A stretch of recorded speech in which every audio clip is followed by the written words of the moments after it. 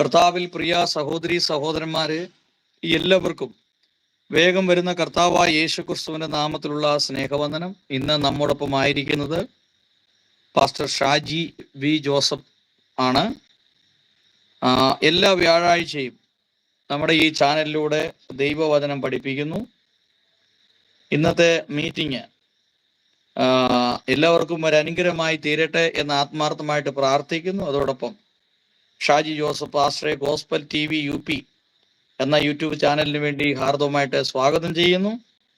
ഇന്നത്തെ വിഷയം എന്ന് പറയുന്നത് ഇരിക്കുന്നവനും ഇരുന്നവനും വരുന്നവനുമായവൻ എന്നുള്ള വെളിപ്പാട് പുസ്തകം 1-ാം അധ്യായം 4-ാം വാക്യത്തിന്റെ 2-ാമത്തെ പാട്ടാണ്. എല്ലാവരെയും ദൈവം ധാരാളമായിട്ട് അനുഗ്രഹിക്കട്ടെ എന്ന് പ്രാർത്ഥിക്കുന്നതിനോടൊപ്പം ഷാജി ജോസഫ് പാസ്റ്ററെ സ്വാഗതം ചെയ്യുന്നു. ദൈവം എല്ലാവരെയും സഹായിക്കട്ടെ. Thank you very much. പ്രാർത്ഥനയോടെ നമുക്ക് ദൈവസന്നിധിയിൽ നമ്മളെ തന്നെ സമർപ്പിക്കാൻ. കേൾക്കുന്ന വചനം നമ്മുടെ ജീവിതത്തിൽ അത് നാം തിരിച്ചറിയുവാനും അത് വിശ്വാസമായി മാറുവാനും അത് ഫലമായി തീരുവാനും ദൈവമേ ഇടയാക്കണമെങ്കിൽ നമുക്ക് ദൈവത്തോട് പ്രാർത്ഥിക്കാം. ഞങ്ങളുടെ സ്വർഗ്ഗസ്ഥ പിതാവേ, ക്രിസ്തുയേശുവിലൂടെ ഞങ്ങളെ സൃഷ്ടിക്കുകയും നഷ്ടപ്പെട്ടു പോയ ഞങ്ങളെ വീണ്ടെടുക്കുകയും പരിപാലിക്കുകയും ക്രിസ്തു വളർത്തുകയും ക്രിസ്തുവിനെ തലയോളം വളർത്തുവാൻ അങ്ങ് ആഗ്രഹിക്കുകയും അതിനായി ഒരുക്കുകയും ഞങ്ങളെ ക്രിസ്തുവിൽ അങ്ങയുടെ മാറോട് അണയ്ക്കുകയും ചെയ്യുന്ന വലിയ സ്നേഹത്തിനായി നന്ദിയോടെ ഞങ്ങൾ അങ്ങ് സ്തോത്രം ചെയ്യുന്നു. പ്രിയ നല്ല പിതാവേ, അങ്ങ് ഞങ്ങളെ കുറിച്ച് ആഗ്രഹിക്കുന്ന ചിന്തകൾ, അങ്ങയുടെ പദ്ധതികൾ ആസിഡിസ് മനസ്സിലാക്കി അതിനോട് ക്രിസ്തു എങ്ങനെ അങ്ങയുടെ ഇഷ്ടം ചെയ്യുവാൻ യോജിച്ച് നടക്കുന്നു അതേപോലെ ഞങ്ങൾ യോജിച്ച് നടക്കുവാൻ ഞങ്ങളെ സഹായിക്കണമെന്ന് പ്രാർത്ഥിക്കുകയാണ്. പ്രിയ നല്ല പിതാവേ, അങ്ങനെ എല്ലാ മക്കളുടെ ഹൃദയങ്ങളെ അങ്ങ് തുറന്നു കൊടുക്കണമെന്ന് പ്രാർത്ഥിക്കുന്നു. അപ്പൊ അടിയനെ അങ്ങയുടെ അവയവം ഉപയോഗിക്കണമെന്ന് പ്രാർത്ഥിക്കുകയാണ്. ദാസൻ സജുവിനോർത്ത് പ്രാർത്ഥിക്കുന്നു, പ്രവർത്തനോർത്ത് പ്രാർത്ഥിക്കുന്നു, എല്ലാ മേഖലകളിലും നമ്മൾ ഒരുമിച്ച് അങ്ങയുടെ ചിന്തകൾ ലോകത്തിൽ എത്തിപ്പാൻ ഞങ്ങൾ ഉപയോഗിച്ചാട്ടെ. സർവമഹത്വ പിതാവ് ഞങ്ങൾ അങ്ങേക്ക് തരുന്ന യേശു ക്രിസ്തുവിൻ നാമത്തിൽ തന്നെ. ആമേൻ, ആമേൻ, ആമേൻ. സ്വർഗ്ഗസ്ഥ പിതാവിന്റെയും കർത്താവായ യേശു ക്രിസ്തുവിന്റെ നാമത്തിലുള്ള സ്നേഹവന്ദനം ഈ ശബ്ദ കാഴ്ചവതിലായിരിക്കുന്ന ഏവരെ അറിയിക്കുകയാണ്. അപ്പോൾ തന്നെ നിങ്ങളുടെ എല്ലാവരുടെ ഹൃദയങ്ങൾ ദൈവവചനത്തിനായി തുറന്നു തരട്ടെ എന്ന് പ്രാർത്ഥിക്കുന്നു. ഇതിനായി കളമൊരുക്കുവാൻ സ്വർഗ്ഗത്തിൽ ഉപയോഗിച്ച ഗോസ്പൽ TVക്കായി ദൈവത്തിന് സ്തോത്രം ചെയ്യും. പ്രിയ സഹോദരങ്ങളെ, പ്രിയ കഥാദാസൻ പറഞ്ഞതുപോലെ ഇന്നത്തെ ടൈറ്റിൽ എന്ന് പറയുന്നത് ഇരിക്കുന്നവനും ഇരുന്നവനും വരുന്നവരും ആയവൻ എന്ന ബൈബിളിൽ വെളിപ്പാട് പുസ്തകം 1-ാം അധ്യായം 4-ാം വാക്യത്തിലും 8-ാം വാക്യത്തിലും വെളിപ്പാട് പുസ്തകം 4-ാം അധ്യായം 8-ാം വാക്യത്തിലും ഒക്കെ ആവർത്തിച്ച് പറയുന്ന ആ ഫ്രൈസ്, അതിനെക്കുറിച്ചായിരുന്നു കഴിഞ്ഞ ആഴ്ച നമ്മൾ ചിന്തിച്ചത്.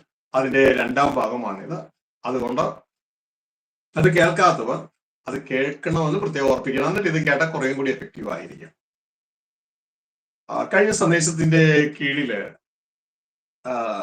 ചിലർ ഇങ്ങനെ കമന്റ് എഴുതിയിരിക്കുന്നതായിട്ട് കണ്ടു. അപ്പൊ ക്രിസ്തു അല്ലേ വരുന്നേ എന്നൊരു ചോദ്യം. നല്ലൊരു ചോദ്യമാണ്. കാരണം ജനങ്ങൾ പ്രതീക്ഷിച്ചിരിക്കുന്ന ക്രിസ്തുവിനെയാണ്. തീർച്ചയായും ക്രിസ്തു വരും. ഞാനും ക്രിസ്തുവിന്റെ വരവ് കാത്തിരിക്കുകയാണ്. വിശുദ്ധിയെ തികച്ച് നമ്മൾ നമ്മുടെ കർത്താവിന് വേണ്ടി കാത്തിരിക്കുകയാണ്. എന്നാൽ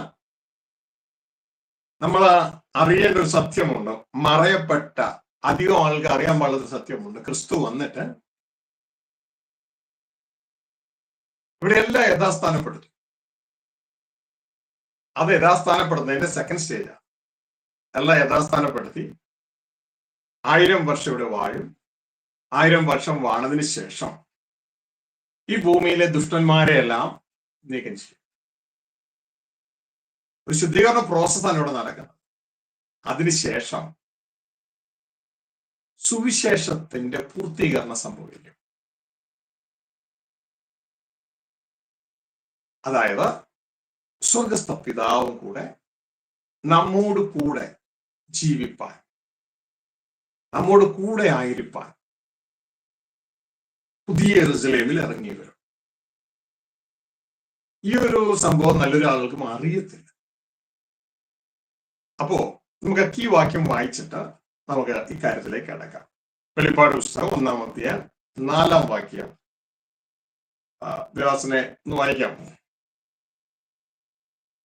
1:4.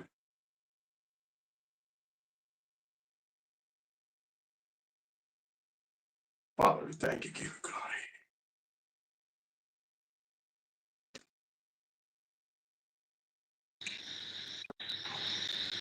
യോഹന്നാൻ ആസിയിലെ 7 സഭകൾക്ക് എഴുതുന്നത്: ഇരിക്കുന്നവനും ഇരുന്നവനും വരുന്നവനുമായവങ്കിൽ നിന്നും അവന്റെ സിംഹാസനത്തിന് മുമ്പിലുള്ള 7 ആത്മാക്കളുടെ പക്കൽ നിന്നും വിശ്വസ്ത സാക്ഷിയും മരിച്ചവരിൽ ആദ്യജാതനും ഭൂരാജാക്കന്മാർക്ക് അധിപതിയുമായ യേശു ക്രിസ്തുവിൽ നിന്നും നിങ്ങൾക്ക് കൃപയും സമാധാനം ഉണ്ടാകട്ടെ. ദൈവത്തിന്റെ വചനം ഇവിടെ ആരംഭിക്കുന്നത് പിതാവിന്റെയും പുത്രന്റെയും പരിശുദ്ധാത്മാവിന്റെയും നാമത്തിൽ കൃപയും സമാധാനം ഉണ്ടാകട്ടെ എന്ന് പറഞ്ഞുകൊണ്ടാണ്. യോഹന്നാൻ വെളിപ്പാട് പുസ്തകം നിങ്ങൾക്ക് അറിയാമെന്ന് ചിന്തിക്കുന്നു. വെളിപ്പാട് പുസ്തകം സ്വർഗസ്ഥ പിതാവ് മാനവജാതിക്ക് തരുന്ന സന്ദേശമാണ്.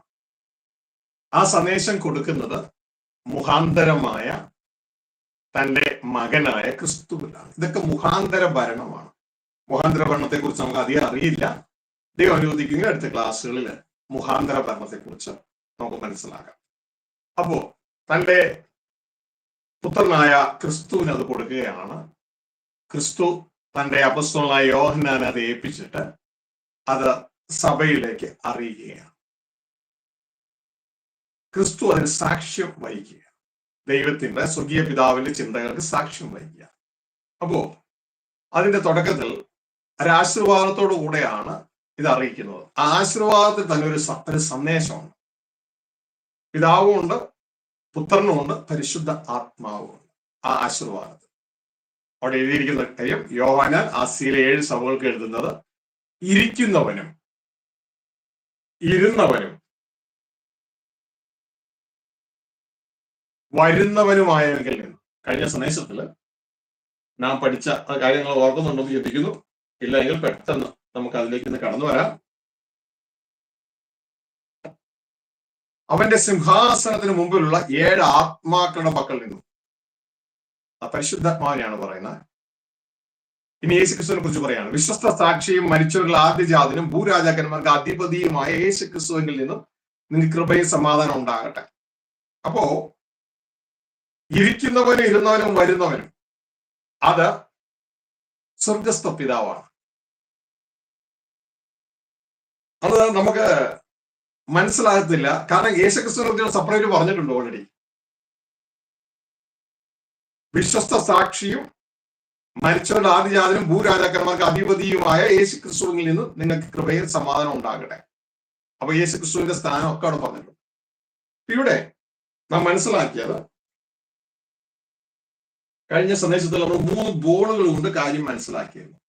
അതായത് 3 ലെവല് നമ്മൾ കഴിഞ്ഞ സന്ദേശത്തിൽ കണ്ടു. അതായത് ഈ 3 ബോളുകൾ, ഒരു ബോൾ വന്നിട്ടില്ല, വരാൻ പോകുന്നതേ ഉള്ളൂ. ഇത് ഭൂമിയാണ്. നമ്മൾ ഉൽപ്പത്തി പുസ്തകത്തിൽ കാണുന്ന റീക്രിയേറ്റ് ചെയ്ത ഭൂമി.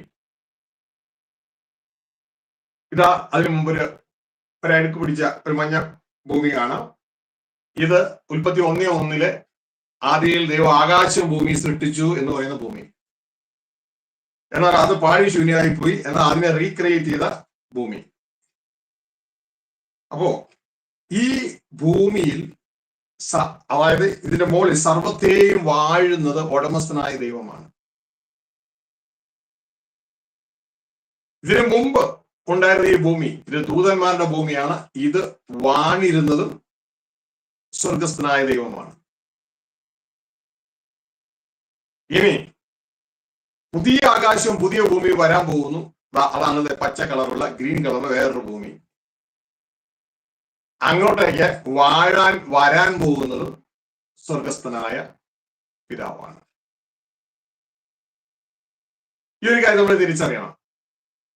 103 സങ്കീർത്തനം 19 വാക്യത്തില് നമ്മൾ കഴിഞ്ഞ പ്രാവശ്യം വായിച്ചത് ഓർക്കുന്നുണ്ടോ? യഹോവ തന്റെ രാജത്വം, തന്റെ സിംഹാസനം, തന്റെ ഭരണം ഒക്കെ സ്വർഗത്തിൽ സ്ഥാപിച്ചിരിക്കുന്നു. യഹോവയുടെ ഭരണം, യഹോവയുടെ സിംഹാസനം സകലത്തെയും വാഴുന്നു. എടുത്തൊന്ന് വായിച്ചത് ദാസനെ. 103 19. യഹോവ തന്റെ സിംഹാസനം സ്വർഗ്ഗത്തിൽ സ്ഥാപിച്ചിരിക്കുന്നു.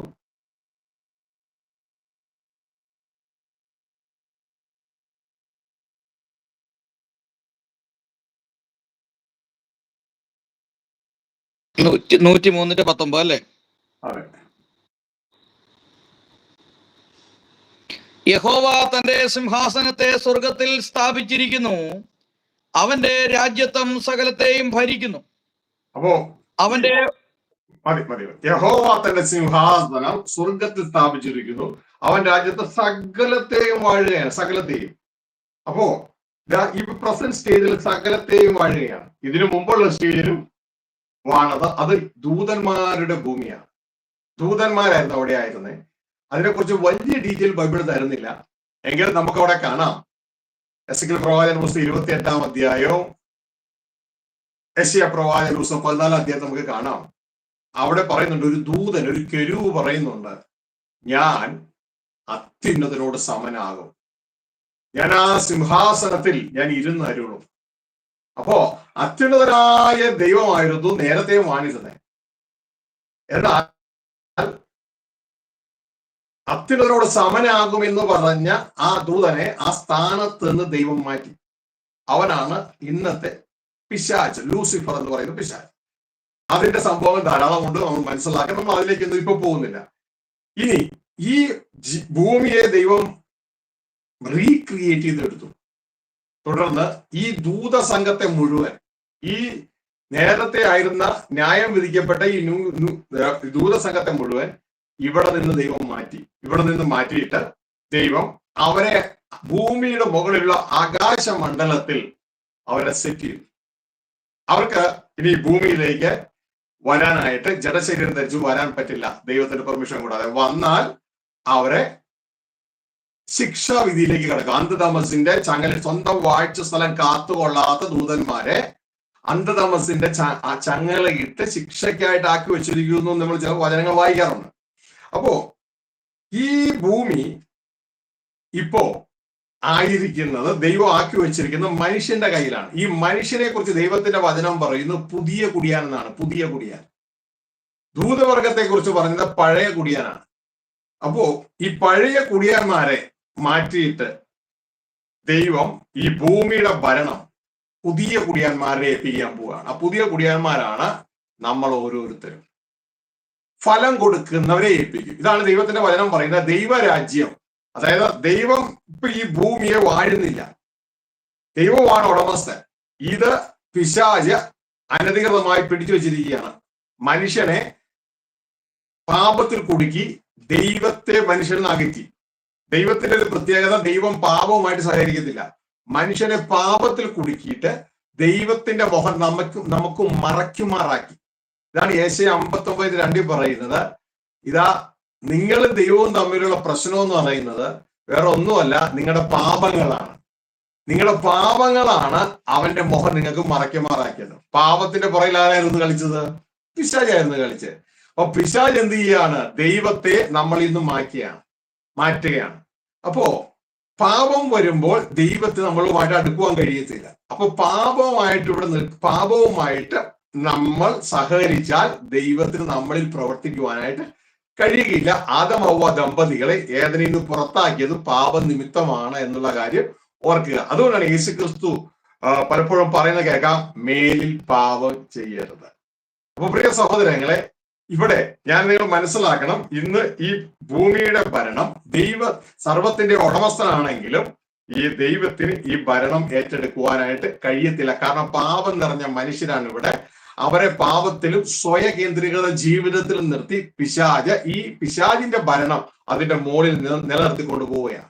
അപ്പോ ദൈവത്തിന്റെ ഭരണം, ദൈവം ഈ ഭൂമിയിലേക്ക് വരണം, അത് ദൈവത്തിന്റെ ആഗ്രഹമാണ്. ദൈവം ഈ ഭൂമിയിലേക്ക് വരിക എന്നുള്ളത്, നമ്മളോടുകൂടെ ജീവിക്കുക എന്നുള്ളത് ദൈവത്തിന്റെ ആഗ്രഹമാണ്. നമുക്കറിയാം, ദൈവം നമ്മളെ നിയമിച്ചാക്കണം എന്തിനാണെന്നറിയോ? കുറെ ആരാധിച്ച് നമ്മൾ ദൈവത്തെ പുകഴ്ത്താനല്ല. എല്ലാവരും ദൈവത്തെ മഹത്വപ്പെടുത്തണം. ദൈവം നമ്മളെ നിയമിച്ചതും തെസ്സലോനിക്കർ 5:9-10 പറയുകയാണ്. നമ്മൾ എപ്പോഴും ലക്ഷ്യം മനസ്സിലാക്കണം. ദൈവം നമ്മളെ നിയമിച്ചു, അത് എഴുതിയിരിക്കുകയാണ്. ദൈവം നിയമിച്ചത് കോപത്തിനല്ല, ദേവാസനെ 1 തെസ്സലോണിയൻ 5:9-10 എടുക്കാമോ? 1 തെസ്സലോണിയൻസ് 5:9-10. ദൈവം നമ്മളെ നിയമിച്ചത് എന്തിനാണ്? ഒരു സ്ഥാപനത്തിൽ ചെല്ലുമ്പോൾ നമ്മളെ നിയമിച്ചത് എന്തിനാണെന്ന് നമ്മൾ അറിഞ്ഞിരിക്കണം. ഇതേപോലെ ദൈവം നമ്മളെ നിയമിച്ചത് എന്തിനാണ്?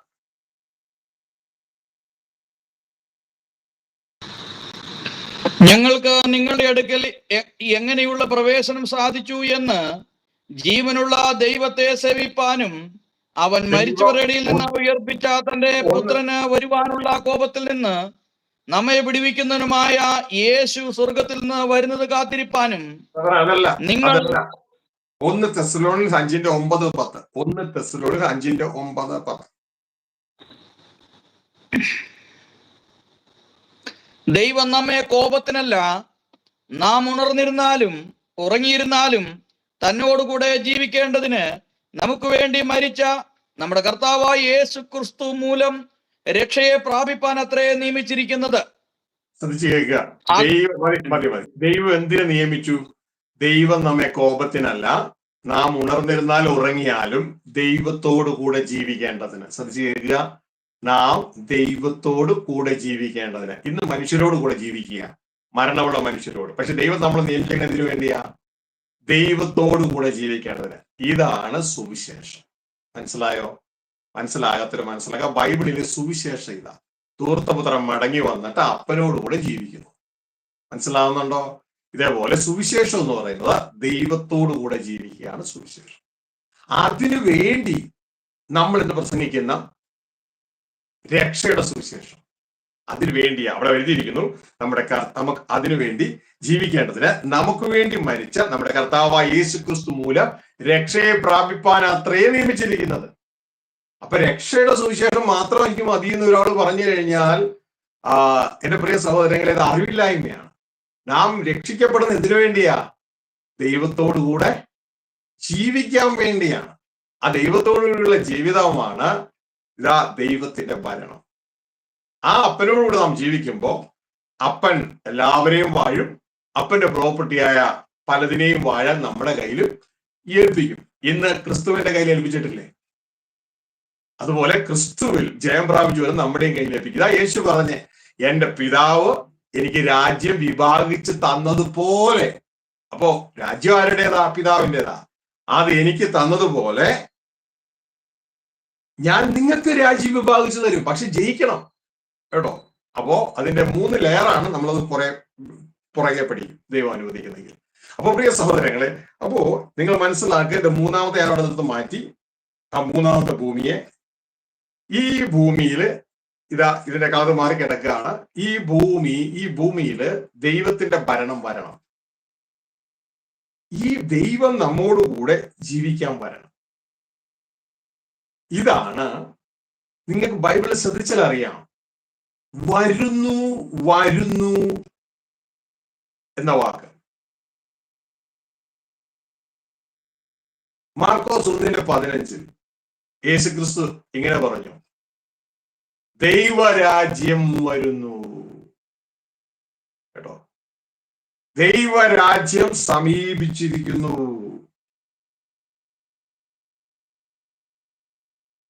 ഇനി നമ്മളോട് പ്രാർത്ഥിക്കാൻ പറഞ്ഞു, അതും വരണേ എന്നല്ലേ? ശ്രദ്ധിച്ചിട്ടുണ്ടോ? യേശുക്രിസ്തു ഇങ്ങനെ പഠിപ്പിച്ചു തന്നു, സ്വർഗസ്ഥനായ ഞങ്ങളുടെ പിതാവേ, അങ്ങയുടെ നാമം മഹത്വപ്പെടണം. എങ്ങനെ? അങ്ങയുടെ രാജ്യം വരണമേ. അപ്പോ യേശു പറഞ്ഞു, ദൈവരാജ്യം വരുന്നു. നമ്മളോട് എന്നാ പ്രാർത്ഥിക്കാൻ പറഞ്ഞു? വരണമേ എന്ന് നിങ്ങൾ പ്രാർത്ഥിക്കുക. അപ്പോ യേശുക്രിസ്തു ശിഷ്യന്മാരോട് പറഞ്ഞു, പോയി ഇത് തന്നെ പ്രസംഗിക്കുക, ദൈവരാജ്യം സമീപിച്ചിരിക്കുന്നു എന്ന് പ്രസംഗിക്കുക. അപ്പോ യേശു പ്രസംഗിച്ച് കാണിച്ചു വരുന്നു എന്ന് പറഞ്ഞുകൊണ്ട് ശിഷ്യന്മാരോട് പറഞ്ഞു, അത് തന്നെ പോയി ദൈവരാജ്യം വരുന്നു എന്ന് പ്രസംഗിക്കുക. നമ്മളോട് പ്രാർത്ഥിക്കാൻ പറഞ്ഞു, ദൈവരാജ്യം വരണമേ എന്ന് നിങ്ങൾ പ്രാർത്ഥിക്കുക. എന്നിട്ട് നമ്മളോട് അന്വേഷിക്കാൻ പറഞ്ഞു, മുമ്പേ ദൈവരാജ്യം അന്വേഷിപ്പീൻ. അപ്പോ യേശു വരണമേ എന്ന് പറഞ്ഞത് ദൈവരാജ്യം, നമ്മൾ വരണമേ എന്ന് പ്രാർത്ഥിക്കേണ്ടത് ദൈവരാജ്യം. നമ്മൾ അന്വേഷിക്കേണ്ട ദൈവരാജ്യം, ശിഷ്യന്മാർ പോയി പ്രസംഗിക്കേണ്ടത് ദൈവരാജ്യം വരുന്നു എന്ന് പ്രസംഗിക്കണം. എല്ലാം ഒന്ന് തന്നെ, വേറെ ഒന്നുമല്ല. ദൈവം നമ്മോടുകൂടെ പാർക്കാൻ ആഗ്രഹിക്കുന്നു. അത് തന്നെ നിങ്ങളും പറയണം. മനസ്സിലാവുന്നുണ്ടോ? അത് ഈ ഭൂമിയില് ഡയറക്റ്റ് സംഭവിക്കുന്നില്ല. ഈ ഭൂമിയിൽ അത് സംഭവിക്കുന്നത് മുഖാന്തര ഭരണത്തിലൂടെയാണ്. എന്നാൽ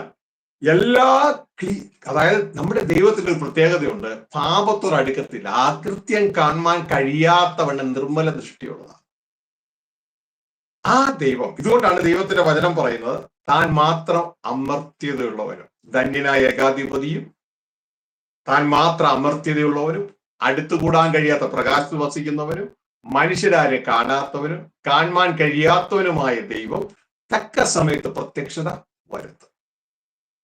എന്നിട്ട് യേശുക്രിസ്തു ഇങ്ങനെ പറഞ്ഞു, ഹൃദയശുദ്ധിയുള്ളവർ ഭാഗ്യവാന്മാർ, അവർ ദൈവത്തെ കാണും. അപ്പോ എല്ലാം ശുദ്ധീകരിക്കപ്പെട്ട ഒരു മണ്ഡലമായി യേശുക്രിസ്തു സകല ശത്രുക്കളെയും പാദപീഠമാക്കി എല്ലാം ക്ലീൻ ചെയ്യും. മനുഷ്യനെ ഉള്ളിൽ ക്ലീൻ ചെയ്യും, ഈ ഭൂമിയെ ക്ലീൻ ചെയ്യും, ഭൂമിയിലെ ദുഷ്ടന്മാരെ മാറ്റും. എന്നിട്ട് ഇത് കഴിഞ്ഞിട്ട് പാപം നിറഞ്ഞ ഈ ഭൂമിയെ, ആകാശത്തെ മാറ്റി പുതിയ ആകാശവും പുതിയ ഭൂമിയും വരും. ആ പുതിയ ആകാശവും പുതിയ ഭൂമിയിലും വരുമ്പോ, ഇതാണ് വെളിപ്പാട് ദിവസം 21 അധ്യായത്തിൽ പറയുന്നത്. കഴിഞ്ഞ സന്ദേശം നമ്മളൊക്കെ പഠിച്ചു, എന്നാൽ രക്തച്ചുരുക്കായിട്ടത് പറയുക. ആ അധ്യായത്തിൽ പറയുന്ന ഒരു കാര്യം എന്ന് പറയുന്നത്, പുതിയ ആകാശവും പുതിയ ഭൂമിയും വരും. അങ്ങോട്ടേക്ക് പുതിയ യെരൂശലേം ഇറങ്ങി വരും. അവിടെ പറയുന്നു, ഇതാ ദൈവത്തിന്റെ കൂടാരം മനുഷ്യരോട് കൂടെ, ദൈവം മനുഷ്യരോടെ പാർക്കും. മനസ്സിലാകുന്നുണ്ടോ? അപ്പോ ആ ഒരു ഭാഗം, യേശു വരുന്നത് ഈ ഭൂമിയിലാണ്. യേശു കർത്താവ് വരുന്നു ഇല്ലേ? യേശു കർത്താവ് അല്ലേ വരുന്നതെന്ന് ചോദിച്ചില്ലേ? അത് ഈ ഭൂമിയിലാണ്, ഈ പാപം നിറഞ്ഞ ഭൂമിയിലാണ് യേശു കർത്താവ് വരുന്നത്. എന്നാൽ സ്വർഗസ്ഥ പിതാവ് അല്ലെങ്കിൽ യഹോവയാൻ ദൈവം ഇറങ്ങി വരുന്നത് ഈ ഭൂമിയിലാണ്. പുതിയ ആകാശവും പുതിയ ഭൂമിയും. നമ്മൾ 2 പത്രോസ് അതിന്റെ 3:13 വായിക്കുമ്പോൾ അവിടെ എഴുതിയിട്ടുണ്ട്, ഇതെല്ലാവർക്കും ഇത് അറിയത്തില്ല, എല്ലാവരും ഇതിനായി കാത്തിരിക്കുന്നുമില്ല. എന്നാൽ നമ്മൾ വ്യക്തതയോടെ മനസ്സിലാക്കണം. 2 പത്രോസ് 3-ാം അധ്യായം 13-ാം വാക്യം എടുത്തെങ്കിൽ വായിച്ചത് ദേവാസിനെ. 2 പത്രോസ് 3:13.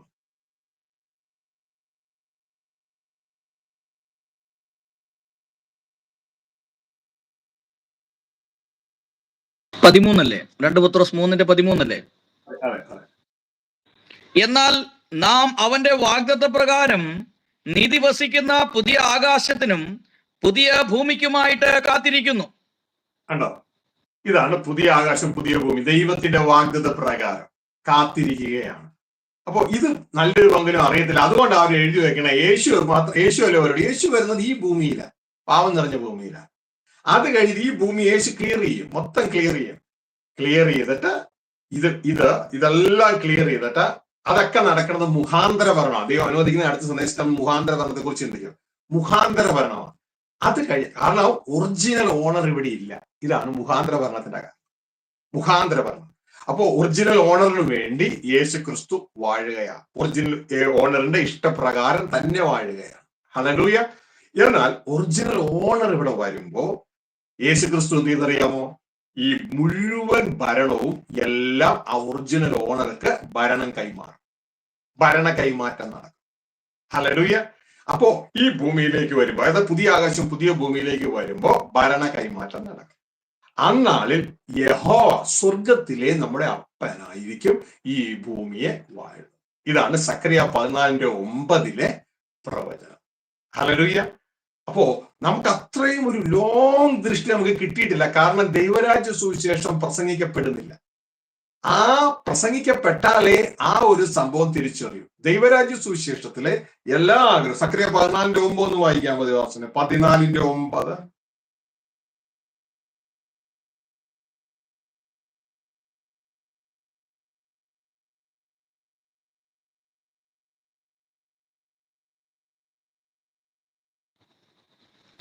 യഹോവ സർവഭൂമിക്കും രാജാവാകും.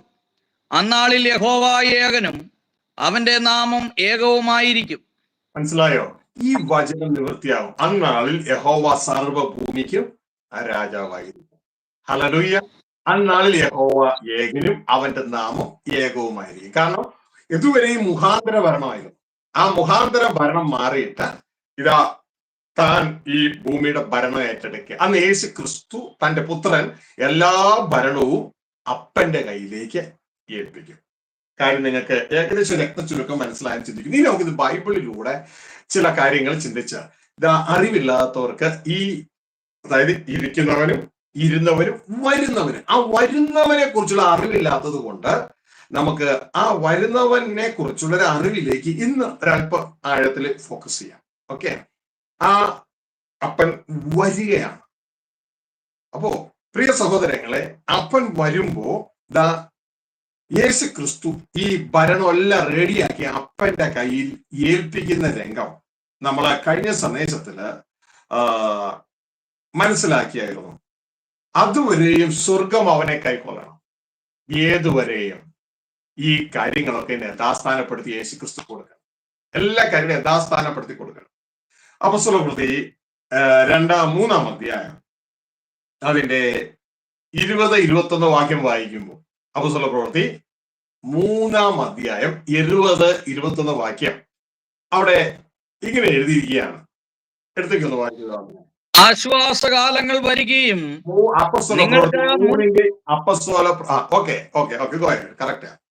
ആശ്വാസകാലങ്ങൾ വരികയും നിങ്ങൾക്ക് മുൻ നിയമിക്കപ്പെട്ട ക്രിസ്തുവായ യേശുവിനെ അവൻ അയക്കുകയും ചെയ്യും. ദൈവം ലോകാരംഭം മുതൽ തന്റെ വിശുദ്ധ പ്രവാചകന്മാർ മുഖാന്തരം അരുളി ചെയ്തതൊക്കെയും യഥാസ്ഥാനത്താക്കുന്ന കാലം വരുവോളം സ്വർഗം അവനെ കൈക്കൊള്ളേണ്ടതാകുന്നു. ഇവിടെ പറയാണ്, നിങ്ങൾക്ക് മുൻ നിയമിക്കപ്പെട്ടവനായ ക്രിസ്തു യേശുവിനെ അവൻ അയക്കുകയും ചെയ്യും. നിങ്ങൾക്ക് മുൻ നിയമിക്കപ്പെട്ടു. എപ്പോഴാ മുൻ നിയമിക്കപ്പെട്ടെ? നമുക്ക് കാണാം, ദൈവം കാര്യങ്ങളൊക്കെ തീരുമാനിച്ചത് അനാദിയിലാണ്. ക്രിസ്തുവിൽ നമ്മളെ തെരഞ്ഞെടുത്തു. എന്നാൽ ഉൽപ്പത്തിയിൽ നമുക്കൊരു നിയമനം കാണാം. നിങ്ങൾക്കറിയാമോ? ആദം ഹവ്വ ദമ്പതികളെ പാപത്തിൽ കുടുക്കി പിശാച് ദൈവത്തോട് മറച്ചു. ദൈവത്തോട് മറച്ചപ്പോ ദൈവം ഒരു വിളി വിളിച്ചു, ആദമേ നീ എവിടെ? ദൈവത്തോട് മറക്കുക. അപ്പൊ പറയാണ്, മുൻ നിയമിക്കപ്പെട്ട ക്രിസ്തുവായ യേശുവിൻ. അപ്പൊ നമുക്ക് 33 അധ്യായത്തിൽ ആദം ഹവ്വ ദമ്പതികൾ പാപം ചെയ്ത് മാറ്റപ്പെട്ടപ്പോ സ്വർഗ്ഗത്തിലെ ദൈവം 33:15 ഒരു നിയമനം റിലീസ് ചെയ്തു. 33:15 ഒരു നിയമനം റിലീസ് ചെയ്തു. സൗണ്ട് ഓണായി കിടക്കുകയാണ്. ഓക്കെ, 33:15 ഒരു നിയമനം റിലീസ് ചെയ്തു. എന്താണത്? സ്ത്രീയുടെ സന്തതി സർപ്പത്തിന്റെ തലയെ തകർക്കും. ശരിക്കും പറഞ്ഞാൽ സ്ത്രീയുടെ സന്തതിയായി വരുന്ന ക്രിസ്തുവിലുള്ളവർ പിശാചിന്റെ കിങ്ഡത്തെ തകർത്തുകളെ. നിയമനോ? നിങ്ങൾക്ക് മുൻ നിയമിക്കപ്പെട്ട ക്രിസ്തുവായ യേശുവിനെ. അപ്പൊ യേശു യഥാർത്ഥത്തിൽ ആരാ? ക്രിസ്തുവാണ്. ഇന്നും പലർക്കും മനസ്സിലായിട്ടില്ല. നിങ്ങൾക്ക് മുൻ നിയമിക്കപ്പെട്ട ക്രിസ്തുവായ ദൈവപുത്രനായ മിശിഹയായ യേശുവിനെ ദൈവം അയക്കുകയും ചെയ്യും. ശ്രദ്ധിക്കുക, ദൈവം ലോകാരംഭം മുതൽ തന്റെ വിശുദ്ധ പ്രവാചകന്മാർ മുഖാന്തരം അരുളി ചെയ്തൊക്കെ യഥാസ്ഥാനത്താകുന്ന കാലം വരുവോളം സ്വർഗം അവനെ കൈക്കൊള്ളേണ്ടതാകും. അപ്പൊ ഒരു കാലം വരുവോളം എന്താണ് ആ കാലം? എല്ലാം യഥാസ്ഥാനത്താകണം. എല്ലാം യഥാസ്ഥാനത്താകണം. ആര്? ക്രിസ്തു. ദൈവം നമ്മോടുകൂടെ വസിക്കാൻ തക്കവണ്ണം എല്ലാ കാര്യങ്ങളും പുത്രൻ ഒരുക്കണം. പിശാചിന്റെ കിണ്ടത്തെ നീക്കം ചെയ്യണം. പിശാചിനെടുത്ത് നീക്കം ചെയ്ത് പുതിയ ആകാശവും പുതിയ ഭൂമിയും വരത്തക്കവണ്ണം എല്ലാം ശുദ്ധീകരിക്കണം. എന്നിട്ട് പിതാവിന് വരുവാൻ തക്കവണ്ണമുള്ള വഴി ഒരുക്കണം. എങ്ങനെ? ശുദ്ധീകരണത്തിലൂടെ. അപ്പോ ഇത് വ്യക്തമായിട്ട് മനസ്സിലാക്കുക. അതുവരെ സ്വർഗം അവനെ കൈക്കൊള്ളേണ്ടതാവും. ഇതാണ് 1 കൊരിന്ത്യർ 15-ാം അധ്യായത്തില് നമ്മൾ കാണുന്നത്. യേശുക്രിസ്തു കാര്യങ്ങളെ യഥാസ്ഥാനപ്പെടുന്നതാണ് കാണുന്നത്. 15:24 ഇങ്ങനെ എഴുതിയിരിക്കുന്നു: പിന്നെ അവസാനം അന്ന് അവൻ എല്ലാ വാഴ്ചയ്ക്കും, അതായത് ക്രിസ്തു എല്ലാ വാഴ്ചയ്ക്കും അധികാരത്തിന് ശക്തിക്കും നീക്കം വരുത്തിയിട്ട് രാജ്യം പിതാവായ ദൈവത്തെ ഏൽപ്പിക്കും. അധികാര കൈമാറ്റം നടക്കുകയാണ്. അധികാര കൈമാറ്റം നിങ്ങൾ വ്യക്തമായിട്ട് മനസ്സിലാക്കി. ഇത് മനുഷ്യർക്ക് അറിയില്ല, ഇത് അധികാര കൈമാറ്റം. അതായത് സോഴ്സ് ഓഫ് അതോറിറ്റി വരുമ്പോ ഡെലിഗേറ്റഡ് അതോറിറ്റി, അധികാരം അങ്ങോട്ടേക്ക് കൈമാറുകയാണ്. നിങ്ങൾക്ക് പെട്ടെന്ന് മനസ്സിലാകാനായിട്ട്, നമുക്ക് ഇന്ത്യയിൽ വൈസ് പ്രസിഡന്റ് ഉണ്ട് അല്ലെ, പ്രസിഡന്റും ഉണ്ട്, വൈസ് പ്രസിഡന്റും ഉണ്ട്. ഇപ്പൊ പ്രസിഡന്റിന് ഏതോ കാര്യത്തിന് തന്റെ ഡ്യൂട്ടിക്ക് വരാൻ കഴിയത്തില്ല എന്ന് ചിന്തിക്കുക. ഏതോ ഒരു വിഷയം കൊണ്ട് ഡ്യൂട്ടിക്ക് വരാൻ കഴിയത്തില്ല. ആരായിരിക്കും പ്രസിഡന്റിന്റെ സ്ഥാനത്ത് കാര്യങ്ങൾ കൈകാര്യം ചെയ്യുന്നേ? വൈസ് പ്രസിഡന്റ് കൈകാര്യം ചെയ്യുന്നേ. Second in commander of India vice president കാര്യങ്ങൾ കൈകാര്യം ചെയ്യുന്നേ.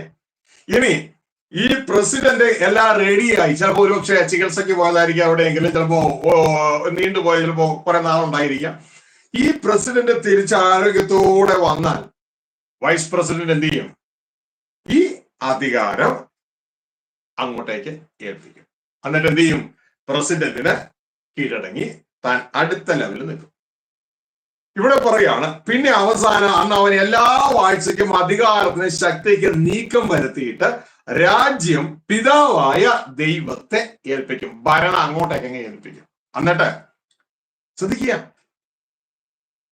ഇവിടെ എഴുതിയിരിക്കുന്നു, അവൻ സകല ശത്രുക്കളെയും കാൽ കീഴാക്കുവാൻ വാഴേണ്ടതാകുന്നു. Till, for he has reigned till he has put all his enemies under his feet. അതുവരെ വാഴണം. ഇതാണ് നമ്മൾ നേരത്തെ അപ്പോസ്തലപ്രവൃത്തിയിൽ വായിച്ചത്. വിശുദ്ധ പ്രവാചകന്മാർ വഴി പറഞ്ഞ എല്ലാ യഥാസ്ഥാനമാക്കുവോളം സ്വർഗം അവനെ കൈക്കൊള്ളേണ്ടതാവുന്നു.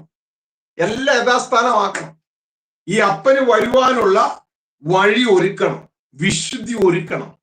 ആ ഡ്യൂട്ടി മുഴുവൻ നിക്ഷിപ്തമായത് ക്രിസ്തുവിലാണ്. ഉൽപ്പത്തി 3:15 ദൈവത്തിന്റെ വചനം പറയുന്നു, സർപ്പത്തിന്റെ തല തകർക്കും ആര്? സ്ത്രീയുടെ സന്തതി. അവനെ മാറ്റി എല്ലാം യഥാസ്ഥാനമാക്കി കൊടുക്കേണ്ട ഡ്യൂട്ടി നിക്ഷിപ്തമായിരിക്കുന്നത് ദൈവപുത്രനായ ക്രിസ്തുവിലാണ്. ഇത് തിരിച്ചറിയാം. അവിടെ എഴുതിയിരിക്കുന്നത്, അവൻ സകല ശത്രുക്കളെയും കാൽ കീഴാക്കുവോളം വാഴേണ്ടതാവുന്നു. അത് കഴിഞ്ഞാൽ ഭരണം കൈമാറ്റം നടക്കും, പിതാവിൻ്റെക്ക് ഭരണം ഏൽപ്പിക്കും. സക്കറിയ 14:9 നിവൃത്തിയാകുന്നത് പോലെ അന്നാളിൽ യഹോവ സാർവഭൂമിക്കും രാജാവായിരിക്കും.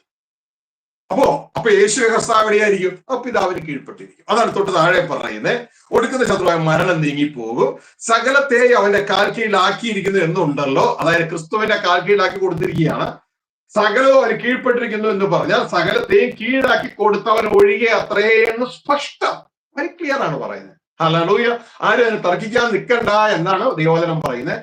സകലത്തെ കാൽ കീഴാക്കി കൊടുത്ത സ്വർഗസ്ഥ പിതാവ് ഒഴികെ അത്രേ എന്ന് സ്പഷ്ടം. സ്വർഗസ്ഥ പിതാവ് എന്ന് പറഞ്ഞാൽ സോഴ്സ് ഓഫ് അതോറിറ്റി. മനസ്സിലായോ? സോഴ്സ് ആണ്. യേശു ക്രിസ്തു എന്ന് പറഞ്ഞാൽ ആ അതോറിറ്റിയിൽ നിന്ന് അധികാരം സ്വീകരിച്ച് വാഴുന്ന ആ സ്വർഗസ്ഥ പിതാവിന്റെ ഭരണാധിപനാണ്. ഹല്ലേലൂയ. അതുകൊണ്ട് വളരെ വ്യക്തതയോടെ യേശു ക്രിസ്തുവിനെ കുറിച്ച് പറയുന്നത്, പിതാവ് പറയാണ്, ഞാൻ എന്റെ രാജാവിനെ സിയോനിൽ വാഴിച്ചിരിക്കുന്നു. അത് വേറെ ആരും അല്ല, പുത്രനായ ക്രിസ്തുവാണ്. ഹല്ലേലൂയ. നിങ്ങൾ വഴിയിൽ വെച്ച് നശിച്ചു പോകാതിരിക്കാൻ ആ പുത്രനെ ചുംബിപ്പിൻ, കാരണം എന്റെ നാമം അവന്റെ മേലുണ്ട്. ഹല്ലേലൂയ. അതിന്റെ അർത്ഥം എന്ന് പറഞ്ഞാൽ എന്റെ അധികാരം, എന്റെ പവർ ഒക്കെ അവന്റെ മേലുണ്ട്. ഹല്ലേലൂയ. അപ്പോ നമ്മൾ ആ യേശുവിന്റെ കർത്തൃത്വം അംഗീകരിക്കണം. അതുകൊണ്ടാണ് യേശു ക്രിസ്തുവിനെ കുറിച്ച് ഫിലിപ്പിയർ 2 പറയുന്നത്, യേശു ക്രിസ്തുവാണ് കർത്തൃത്വം നടത്തുന്നതെന്ന് പിതാവായ ദൈവത്തിന്റെ സോഴ്സ് ഓഫ് അതോറിറ്റിയുടെ മഹത്വത്തിനായി 3 ലോകത്തുള്ളവരും, സ്വർഗത്തിലും പാതാളത്തിലും ഭൂമിയിലും എല്ലായിടത്തുള്ളവരും യേശുവാണ് കർത്താവെന്ന് ഏറ്റുപറയുകയും മുഴങ്കാൽ മടക്കുകയും വേണം. ഹല്ലേലൂയ. അപ്പോ ഇത് വ്യക്തതയോടെ നമ്മൾ തിരിച്ചറിയുവാനായിട്ട് ഇടയാകുക. ഇനി സകലവും അവന് കീഴ്പ്പെട്ടിരിക്കുന്നത് എന്ന് പറഞ്ഞാൽ സകലത്തെയും കീഴാക്കി കൊടുത്തവൻ ഒഴികെ അത്രയും സ്പഷ്ടം. എന്നാൽ അവന് സകലവും കീഴ്പ്പെട്ട് വന്ന ശേഷം ആയിട്ടില്ല, ആകണം, കീഴ്പ്പെട്ട് വരും. വന്ന ശേഷം ദൈവം സകലതും ആകേണ്ടതിന് പുത്രൻ താനും സകലവും തനിക്ക് കീഴടക്കി കൊടുത്തവന് കീഴ്പ്പെട്ടിരിക്കും. സോഴ്സ് അതോറിറ്റിക്ക് കീഴടങ്ങിയിരിക്കും. അപ്പൊ ഇത് വളരെ വ്യക്തതയോടെ നമ്മൾ മനസ്സിലാക്കാനായിട്ട് ഇടയാകണം എന്ന് എല്ലാ ദൈവമക്കളെയും ദൈവദാസന്മാരെ ഓർപ്പിക്കുന്നു. നമ്മളിത് മനസ്സിലാക്കി ഇന്ന് നടക്കുന്ന തർക്കങ്ങളൊന്നും ഉണ്ടാകത്തില്ല. ഹല്ലേലൂയ. അപ്പൊ പ്രിയ സഹോദരങ്ങളെ, ഇവിടെ നമ്മുടെ വിഷയം ജനത്തിന് സ്വർഗസ്ഥ പിതാവ് വരുന്നു എന്നുള്ള സംഭവം അറിയില്ല. ക്രിസ്തു വരുന്നത് അവർക്ക് അറിയാം, നല്ലൊരു പങ്കിനെ അറിയാം. നമ്മളെല്ലാം ക്രിസ്തുവിന് വേണ്ടി കാത്തിരിക്കുക. അത് കഴിഞ്ഞ് വീണ്ടും 1000 വർഷം വരണമുണ്ട്, ശുദ്ധീകരണം വീണ്ടും നടക്കേണ്ടതായിട്ടുണ്ട്. ഹല്ലേലൂയ. ആ ശുദ്ധീകരണം നടന്നിട്ടാണ് പിന്നെയാണ് പുതിയ ആകാശവും പുതിയ ഭൂമിയും വരുന്നത്. അപ്പൊ ഇതുമായുള്ള ബന്ധത്തില് നമ്മൾ ചില വാക്യങ്ങൾ വായിച്ച് അതിനെ, ഞാൻ എന്തുകൊണ്ട് വാവുകൊണ്ട് പറഞ്ഞിട്ട് കാര്യമില്ലല്ലോ, വാക്യങ്ങൾ വായിച്ച് ഉറപ്പിക്കുകയാണ്. അപ്പൊ സുവിശേഷം എന്ന് പറയുന്നത് ഈ അപ്പനോട് കൂടിയുള്ള ജീവിതം. ചില സമയത്ത് ധ്യാനകേന്ദ്രത്തിൽ ജനങ്ങളെ പഠിപ്പിക്കാനായിട്ട്, കാരണം ഇത് എത്ര കേട്ടാൽ ഈ സുവിശേഷം എന്ന് പറയുന്ന സാധനം മാത്രം ജനം ഓർക്കത്തില്ല, ഭയങ്കര പ്രയാസമാണ്. അതുകൊണ്ട് ഇവരെ ഓർപ്പിക്കാൻ വേണ്ടി കളിതമാശയായിട്ടൊക്കെ പറഞ്ഞ് പലതും മനസ്സിലാക്കാനായിട്ട് ശ്രമിക്കും. അപ്പോ ചിലപ്പോ ഒരു കാർത്തിയാനി ആയിരിക്കും വന്നിരിക്കണേ. അപ്പൊ കാർത്തിയാനിയോട് ചോദിക്കും, കാർത്തിയാനി സിസ്റ്ററെ, നിങ്ങളിപ്പോ ധ്യാനം കഴിഞ്ഞ് മടങ്ങി പോവല്ലേ, പോണ വഴിക്ക് അയൽക്കത്തെ വീട്ടിലെ ചിലപ്പോ ചിന്മ ചോദിക്കും, എവിടെ പോയിരുന്നു?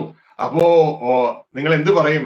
അപ്പോ നിങ്ങൾ പറയും ധ്യാനത്തിന് പോയിന്ന് അല്ലേ. അപ്പൊ അവിടെ ചെന്നപ്പോ എന്ത് കേട്ടെന്ന് ചോദിക്കും. എന്ത് കേട്ടെന്ന് ചോദിക്കുമ്പോ ആ വിശേഷമൊക്കെ ഉണ്ട്, വാ ഞാൻ നിന്നോട് പറയാം എന്ന് പറഞ്ഞിട്ട് അവരോട് പറയണം. അതായത് സുവിശേഷം എന്നൊക്കെ അവര് മറന്നുപോയി. അവരോട് പറയണ, എടീ നമ്മുടെ പപ്പ വരുന്നേ. ഏത് പപ്പ? ആ നമ്മളുടെ പപ്പ, സ്വർഗസ്ഥനായ പിതാവ് വരുന്നു. എന്തിനാണെന്നറിയാമോ? നമ്മോടുകൂടെ താമസിക്കാൻ. ഇതാണ് ഞങ്ങൾ കേട്ട ആ സദ്വർത്തമാനം, നമ്മുടെ പപ്പ വരുന്നു. ഹല്ലേലൂയ. എന്നിട്ട് ഒരു പാട്ടും കൂടി അവർക്ക് അതിനോട് ചേർത്ത് പറഞ്ഞു കൊടുക്കും. വചനത്തിന്റെ ഒരു പാട്ടാ. മനുഷ്യരാരും കാണാത്തവനും താൻ മാത്ര അമർത്യത ഉള്ളവനും ആയ നാം താതൻ പ്രത്യക്ഷതയ്ക്കായി ഒരുങ്ങിടാം ക്രിസ്തുവിൽ ഏകമായി. ഈ ഒരു പാട്ടും കൂടെ, മനുഷ്യരും കാണാത്തവരും താൻ മാത്രം അമർത്യതയുള്ളവരുമായ അതാ അതിപ്രകാശത്തിൽ വസിക്കുന്ന നമ്മുടെ പപ്പ നമ്മോടുകൂടെ താമസിക്കാൻ വരുന്നു എന്ന് അടുത്ത വീട്ടിലെ ആ സ്ത്രീയോട്, ആ സഹോദരിയോട് പറയണം. ഇതാണ് വിശേഷം. ഹല്ലേലൂയ. അപ്പൊ നല്ല വിശേഷം, പപ്പ വരുന്നു. ഇതല്ലേ യേശു ക്രിസ്തു പറഞ്ഞ മാർക്കോസ് 1:15, ദൈവരാജ്യം സമീപിച്ചിരിക്കുന്നു, മക്കളെ നിങ്ങൾ മാനസാന്തരപ്പെടവേ. എന്താ ഇതിന്റെ അർത്ഥം? എന്റെയും നിങ്ങളുടെ പപ്പ വരുന്നു, നമ്മോട് കൂടെ താമസിക്കാൻ വരുന്നു. ഇതല്ലേ വെളിപ്പാട് 21:1-2-3 പറയുന്നത്. പുതിയ യെരൂശലേം ഇറങ്ങി വരുന്നു. എന്താണ്? ദൈവത്തിന്റെ കൂടാരം മനുഷ്യരോടുകൂടെ, ദൈവം മനുഷ്യരോടുകൂടെ പാർക്കും. ഇതല്ലേ അല്പം മുമ്പ് നമ്മൾ വായിച്ചേ. നമ്മുടെ കോപത്തിനല്ല നിയമിച്ചത്, നാം ഉറങ്ങിയാലും ഉണർന്നിരുന്നാലും നാം ദൈവത്തോടു കൂടെ ജീവിക്കേണ്ടതിന്. കണ്ടോ, ഇതാ സുവിശേഷം. പപ്പയോടുകൂടെ ജീവിക്കുന്നതാണ് സുവിശേഷം.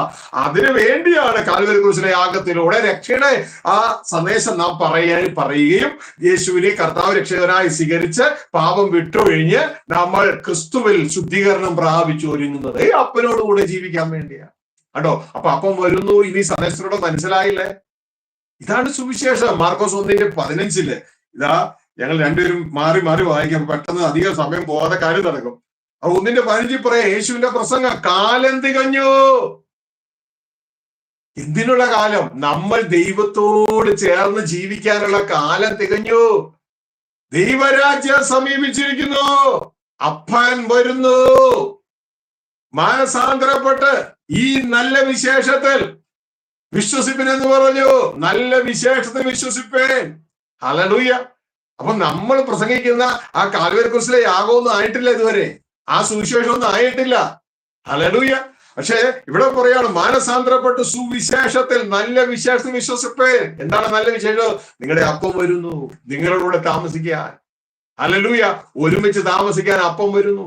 അപ്പൊ അപ്പം വരികയാണ്, അപ്പം വരികയാണ്. ഹല്ലേലൂയ. അപ്പൊ നമ്മൾ എന്ത് വിളിച്ചു പറയണം?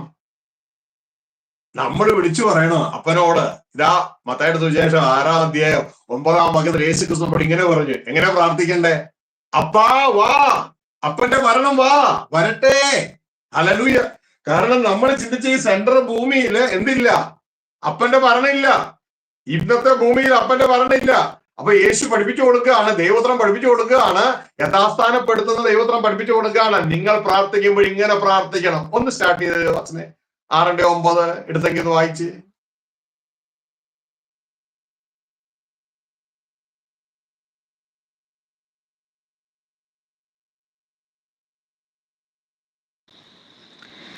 നിങ്ങൾ ഇവണ്ണം പ്രാർത്ഥിപ്പീൻ: സ്വർഗസ്ഥനായ ഞങ്ങളുടെ പിതാവേ, നിന്റെ നാമം വിശുദ്ധീകരിക്കപ്പെടണമേ, നിന്റെ രാജ്യം വരയണമേ, നിന്റെ ഇഷ്ടം സ്വർഗത്തിലെ പോലെ ഭൂമിയിലുമാകണമേ.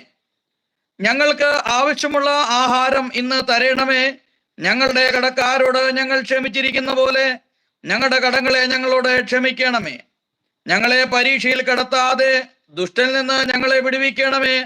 രാജ്യവും ശക്തിയും മഹത്വവും എന്നും എന്നേക്കും നിനക്കുള്ളതല്ലോ. ആമേൻ. ശ്രദ്ധിച്ച് കേട്ടോ, ആ പ്രാർത്ഥന ശ്രദ്ധിച്ചു കേട്ടോ.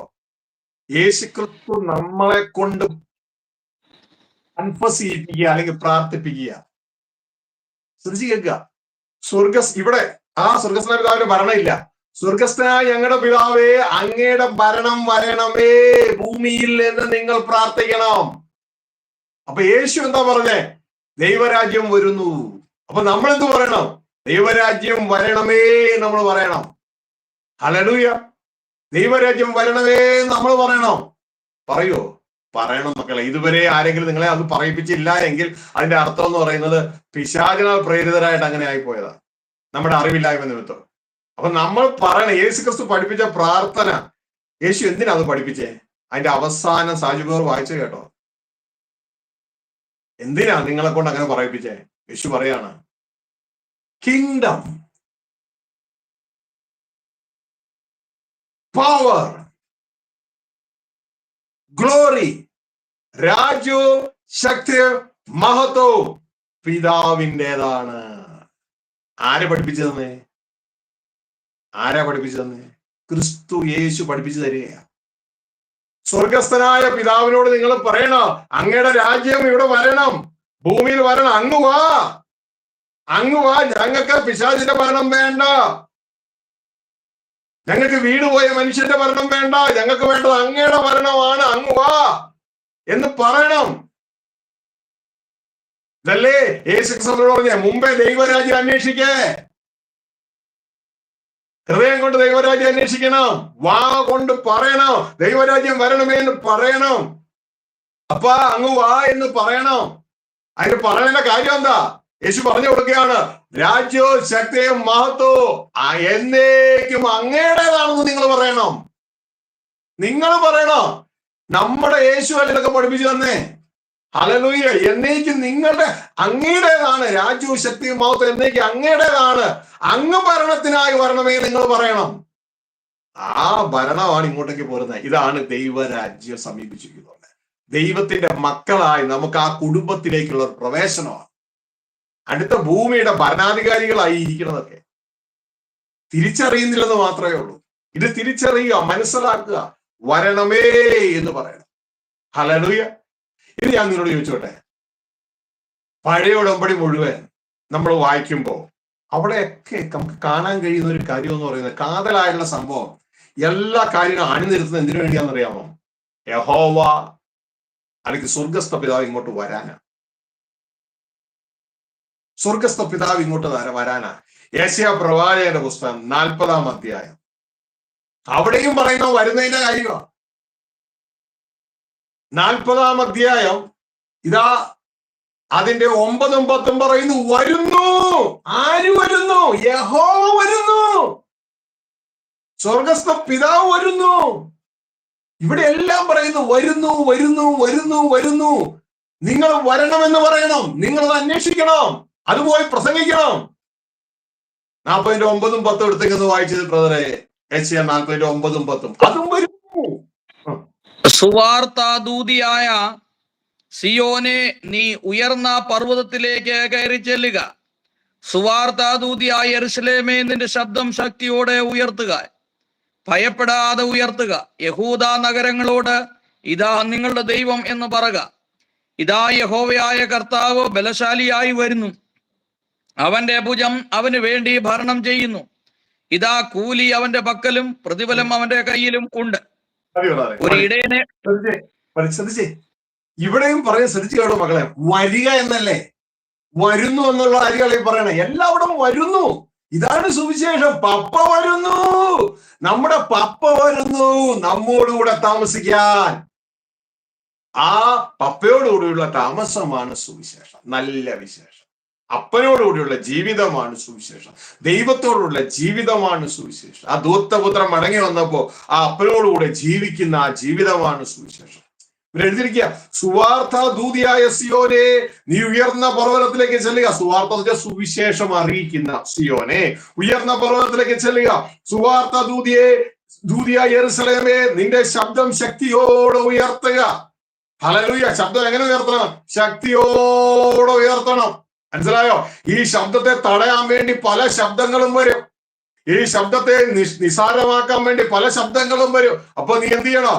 ശക്തിയോടെ ഉയർത്തുക, ഭയപ്പെടാതെ ഉയർത്തുക. ഇതിനെ ഭയപ്പെടുത്തുന്ന പലതും വരും. അപ്പൊ ഭയപ്പെടാതെ ശക്തിയോടെ ഉയർത്തുക. എന്താ പറയണ്ടേ? യഹൂദ നഗരങ്ങളോട് പറയണ, ഇതാ നിങ്ങളുടെ ദൈവം എന്ന് പറയുക. എന്താ പറയണ്ടേ? ഇതാ യഹോവയായ കർത്താവ് ബലശാലിയായി വരുന്നു. വരുന്നു എന്ന് പറയണം. ആര് വരുന്നു? യഹോവയായ കർത്താവ് വരുന്നു എന്ന് പറയണം. ഇതാണ് സുവിശേഷം. എന്റെ മക്കളെ, ഈ തൊണ്ട കീറി പറയുമ്പോ നിങ്ങൾക്ക് മനസ്സിലാവുന്നുണ്ടോന്നല്ലോ? എന്തിനാ ഇത് ഉറക്കം പറയണേന്നൊക്കെ പലരും ചോദിക്കത്തില്ല. ദൈവത്തിന്റെ വചനം പറയുകയാണ്, നിന്റെ ശബ്ദം ശക്തിയോടെ ഉയർത്തുക, ഭയപ്പെടാതെ ഉയർത്തുക. ഭയപ്പെടുത്തുന്ന പലതും ഉണ്ടാകും. ശക്തിയോടെ ഉയർത്തണം, ഭയപ്പെടാതെ ഉയർത്തണം. എന്താ പറയണേ? യഹൂദ നഗരങ്ങളോട് ഇതാ നിങ്ങളുടെ ദൈവം എന്ന് പറയാ. യഹോവയായ കർത്താവ് ബലശാലിയായി വരുന്നു. ദൈവം വരുന്നു, യഹോവയായ ദൈവം വരുന്നു, ദൈവരാജ്യം വരുന്നു. അപ്പൊ നിങ്ങൾ എന്ത് പറയണോ? ദൈവമേ ഞങ്ങളുടെ രാജ്യം വരണമേ എന്ന് പറയണം. മിണ്ടാതിരിക്കരുത്, പ്രാർത്ഥിക്കാതിരിക്കരുത്. അങ്ങനെ രാജ്യം വരണം. യേശു ക്രിസ്തു പഠിപ്പിച്ചു തന്നെ. ഹല്ലേലൂയ.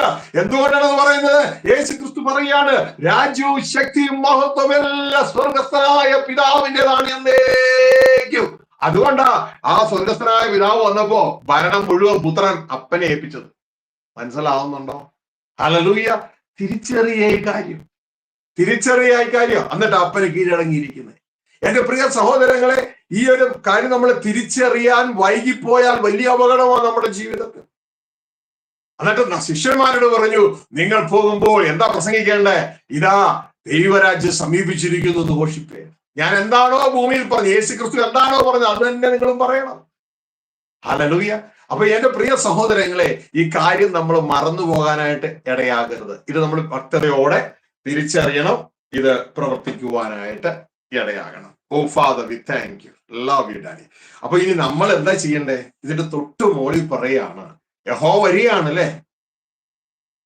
അപ്പോ ഈ അപ്പനോടുള്ള ജീവിതം നമ്മുടെ ജീവിതത്തിൽ അസ്തമിച്ചതിന്റെ കാരണം എന്താ? ആദ്യം മാതാപിതാക്കന്മാർ പാപം ചെയ്തപ്പോഴല്ലേ അസ്തമിച്ചേ. അപ്പോ അതിന്റെ മറുമരുന്ന് എന്താ? പാപമില്ലാതെ ഒരു വിശുദ്ധ ജീവിതത്തിലേക്ക് വരണം.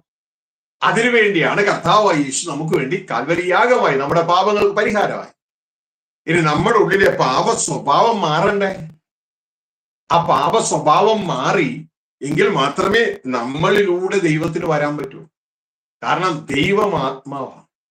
ദൈവം വരുന്നത് ഇപ്പൊ നമ്മളുടെ പ്രധാനമന്ത്രി, പ്രസിഡന്റ് ഒക്കെ വരുന്നത് ഒരു വിമാനത്തിലോ കാറിലോ ഒന്നുമല്ല.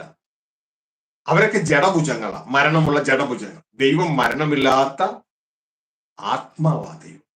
അപ്പൊ ദൈവം വരുന്നത് എങ്ങനെയാണ്? ദൈവം നമ്മളുടെ ആത്മാവിലൂടെയാണ്, നമ്മുടെ ഹൃദയത്തിലൂടെയാണ്, നമ്മുടെ ജഡത്തിലൂടെയാണ് ഈ ലോകത്തേക്ക് വെളിപ്പെടുന്നത്. അപ്പോ ദൈവം വരണമെങ്കിൽ നമ്മൾ എന്ത് ചെയ്യണം?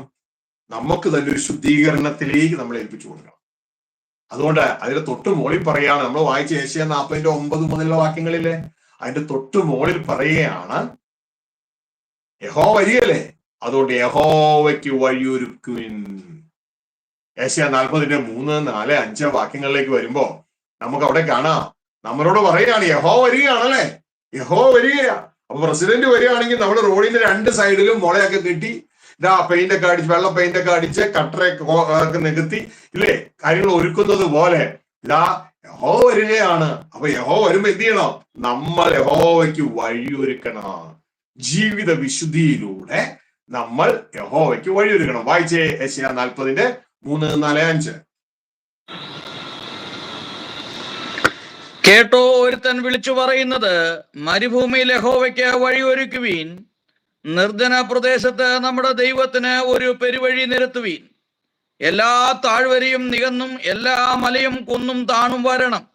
വളഞ്ഞ അത് ചൊവ്വായും ദുർഘടങ്ങൾ സമമായും തീരണം. യഹോവയുടെ മഹത്വം വെളിപ്പെടും, സകല ജഡവും ഒരുപോലെ അതിനെ കാണും.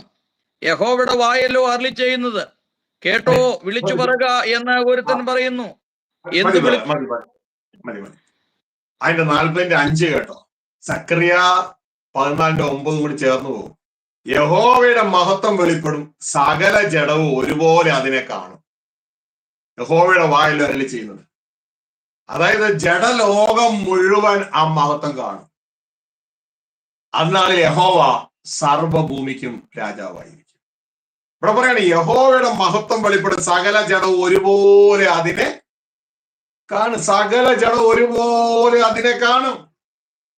അപ്പൊ പ്രിയ സഹോദരങ്ങളെ, ഇവിടെ പറയാണ് കേട്ടോ, ഒരുത്തൻ വിളിച്ചു പറയുന്നത്. സ്നാപയോഹന്നാന്റെ സമയം മുതൽ ഈ വഴിയൊരുക്കൽ തുടങ്ങിയതാ. മരുഭൂമിയിൽ യഹോവയ്ക്ക് വഴിയൊരുക്കുവേൻ, നിർജ്ജന പ്രദേശത്ത് നമ്മുടെ ദൈവത്തിന് ഒരു പെരുവഴി നിരപ്പാക്കുവേൻ. അപ്പൊ ആരാ വരാൻ പോണേ? നമ്മുടെ ദൈവം വരിക. എന്തിനാ? നമ്മോടുകൂടെ താമസിക്കാൻ. നമ്മുടെ ദൈവം വരിക നമ്മോടുകൂടെ താമസിക്കാൻ. സഹോദര, സന്തോഷമുണ്ടോ? ഹല്ലേലൂയ. ഇത് തന്നെയല്ലേ യേശു ക്രിസ്തു ഇവിടെ എന്ന് പറഞ്ഞേ, ദൈവരാജ്യം വരുന്നു, ദൈവരാജ്യം സമീപിച്ചിരിക്കുന്നു, മനുഷ്യ നീ മാനസാന്തരപ്പെടും. മാനസാന്തരപ്പെടാൻ നീ വഴിയൊരുക്കാൻ, നീ വഴിയൊരുക്ക. ഹല്ലേലൂയ. എല്ലാം വരുന്നു വരുന്നു വരുന്നു. ഇപ്പൊ ഇല്ല, വരുന്നത് കൊണ്ട് നമ്മൾ എന്ത് ചെയ്യണം? നമ്മൾ വഴിയൊരുക്കണം. എങ്ങനെ? മാനസാന്തരത്തിലൂടെ. അപ്പൊ ഇവിടെ പറയാണ് യഹോവയ്ക്ക് വഴിയൊരുക്കുവാൻ, നിർജ്ജന പ്രദേശത്ത് നമ്മുടെ ദൈവത്തിന് ഒരു പെരുവഴി നിരപ്പാക്കുവാൻ. നിർജ്ജന പ്രദേശം എന്ന് പറഞ്ഞാൽ ട്രാഫിക് ഇല്ലാത്ത സ്ഥലം. കാരണം നമ്മളിലൂടെയാണ് ദൈവത്തിന്റെ ട്രാഫിക്. നിങ്ങൾക്കറിയോ, നമ്മളിലൂടെയാണ് ദൈവത്തിന്റെ ട്രാഫിക്. ദൈവം നമ്മളിലൂടെയാണ് വെളിപ്പെടുന്നത്. നമ്മളിലൂടെ ദൈവം ട്രാഫിക്കായി, സ്വർഗത്തിലെ ദൈവം നമ്മളിലൂടെ ട്രാഫിക് അല്ലെങ്കിൽ വഴിയായി ഭൂമിയിലേക്ക് ജഡത്തിലൂടെ വെളിപ്പെട്ടാൽ നമ്മൾ ആരാന്നറിയാമോ? ദൈവോത്രന്മാരായി. ആരെ പോലെ? ക്രിസ്തുവെ പോലെ. സ്വർഗത്തിലെ ദൈവം നമ്മളിലൂടെ ഇറങ്ങിയാൽ, ഭൂമിയിലേക്ക് വെളിപ്പെട്ടാൽ ക്രിസ്തുവെ പോലെ നമ്മൾ ഇമ്മാനുവേലായി. നമ്മളെ എന്തിനാ മുൻനിയമിച്ചിരിക്കണേ? നിങ്ങൾക്ക് അറിയോ? നമ്മുടെ ചിന്തയിൽ കൈയടിച്ച് പാട്ട് പാടി മാത്രം ഒതുങ്ങുകയല്ലേ? അങ്ങനെയല്ല. റോമ 8:29 പറയുന്നു, ദൈവപുത്രനായ യേശു ക്രിസ്തുവിനെ പോലെ ആയിത്തീരാൻ സ്വർഗത്തിലെ ദൈവം നമ്മളെ മുൻ നിയമിച്ചിരിക്കുന്നു. അറിയാമോ നിങ്ങൾക്ക്? അപ്പൊ യേശുവെ പോലെ ആയ നമ്മൾ ആരായി മാറി? ദൈവത്തിന് ട്രാഫിക്കായി മാറി, ഇമ്മാനുവലായി മാറി. ഹല്ലേലൂയ, ഇമ്മാനുവലായി മാറി. ഇത് തിരിച്ചറിയണം. യേശുവിനെ പോലെ ആകാനാ നമ്മളുടെ മുൻ നിയമനം. അപ്പോ എന്റെ പ്രിയ സഹോദരങ്ങളെ, നിർജ്ജന പ്രദേശത്ത് നമ്മുടെ ദൈവത്തിന് പെരുവഴി നിരപ്പാക്കുകയും. ദൈവം എങ്ങനെ ഇറങ്ങി വരുന്നത്? തന്റെ ആത്മാവിലൂടെ. അതാണ് ലോ ഓഫ് ദ സ്പിരിറ്റ്. അതായത് നമ്മളിലൂടെ ദൈവം ട്രാഫിക് ആവുന്നു, യാത്രയാവുന്നു. മനസ്സിലാവുന്നുണ്ടോ? റോഡായി മാറും നമ്മളിലൂടെ. ചില പറഞ്ഞ വഴിയൊരുക്കാൻ പറഞ്ഞേ. ഇത് നിങ്ങൾക്ക് ആത്മാവ് നയിക്കപ്പെടുന്നവരെ നിങ്ങൾക്ക് ഇപ്പൊ ഒരു വചനം നിങ്ങളുടെ അകത്ത് ക്ലിക്ക് ചെയ്യാം, ടിക് എന്ന് പറഞ്ഞോണ്ട്. ഇപ്പൊ എന്റെ അകത്ത് ക്ലിക്ക് ചെയ്യാ. ഇതെങ്ങനെ സംഭവിക്കും? ഇതാ യേശു പറഞ്ഞേ, യഹോവയുടെ വഴിയില്ല. ഇതാണ് യേശു പറഞ്ഞേ, എന്നിൽ വിശ്വസിക്കുന്നവന്റെ ഉള്ളിൽ നിന്ന്. യഹോവയുടെ ട്രാഫിക്കാ. തിരുവെഴുത്ത് പറയുന്നത് പോലെ ജീവജലത്തിന്റെ നദികൾ ഒഴുകും. യഹോവയുടെ ട്രാഫിക് തുടങ്ങി എപ്പോ? ഒറിജിനൽ യേശുവിൽ വിശ്വസിച്ചാൽ. ഒറിജിനൽ യേശുവിൽ വിശ്വസിച്ചാൽ നമ്മുടെ ഉള്ളിൽ ട്രാഫിക് ആവും. ദൈവത്തിന്റെ ട്രാഫിക് നമ്മളിലൂടെ വെളിയിലേക്ക് വരും. ദൈവാത്മാവ് നമ്മളുടെ പുറത്തേക്ക് വരും. നമ്മളുടെ ചിന്തകൾ ദൈവത്തിന്റെ ചിന്തകളായി മാറും.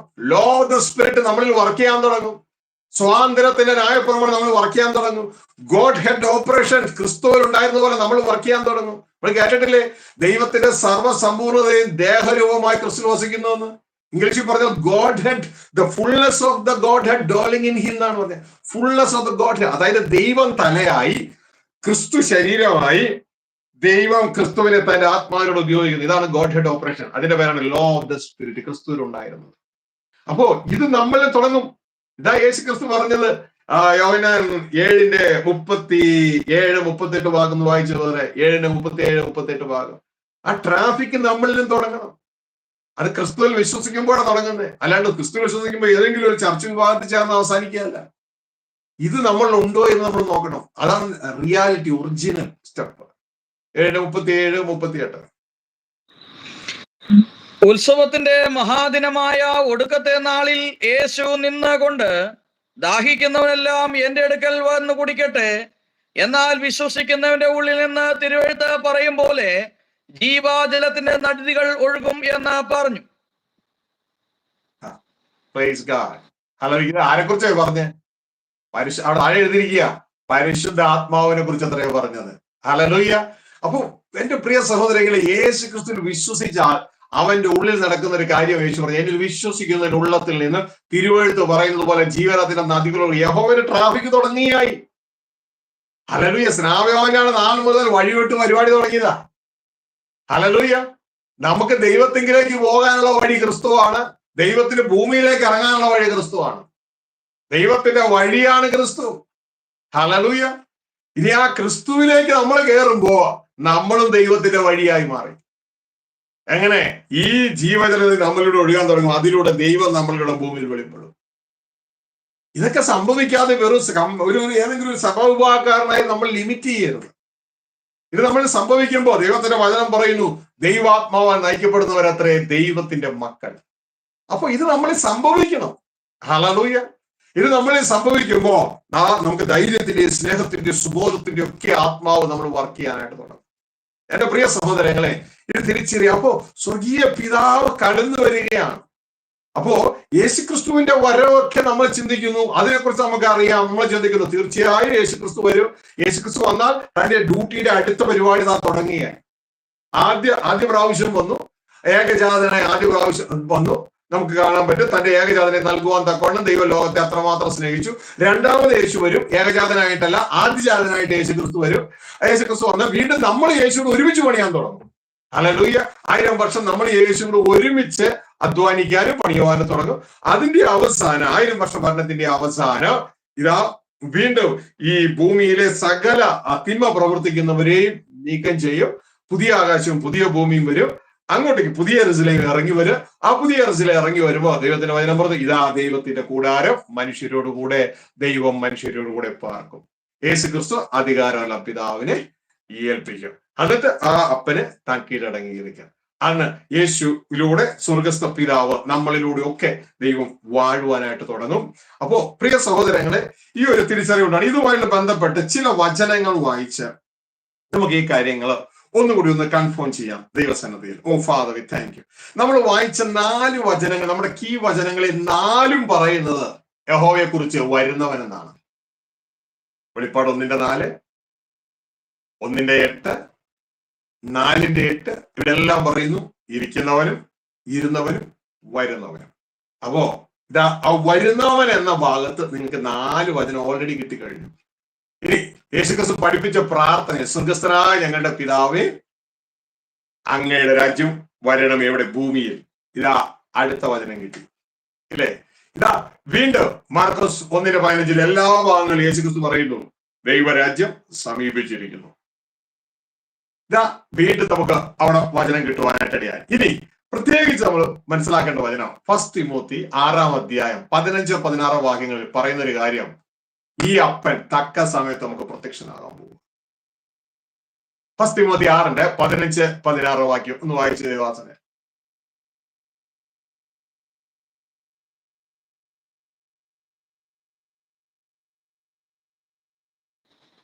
ധന്യനായ ഏകാധിപതിയും രാജാതിരാജാവും കർത്താതികർത്തവും താൻ മാത്രം അമർത്യതയുള്ളവനും അടുത്തുകൂടാത്ത വെളിച്ചത്തിൽ വസിക്കുന്നവനും മനുഷ്യർ ആരും കാണാത്തവനും കാണാൻ കഴിയാത്തവനുമായവൻ തക്ക സമയത്ത് ആ പ്രത്യക്ഷത വരുത്തും. അവന് ബലവും ബഹുമാനവും നിത്യബലവും ഉണ്ടാകട്ടെ. ആമേൻ.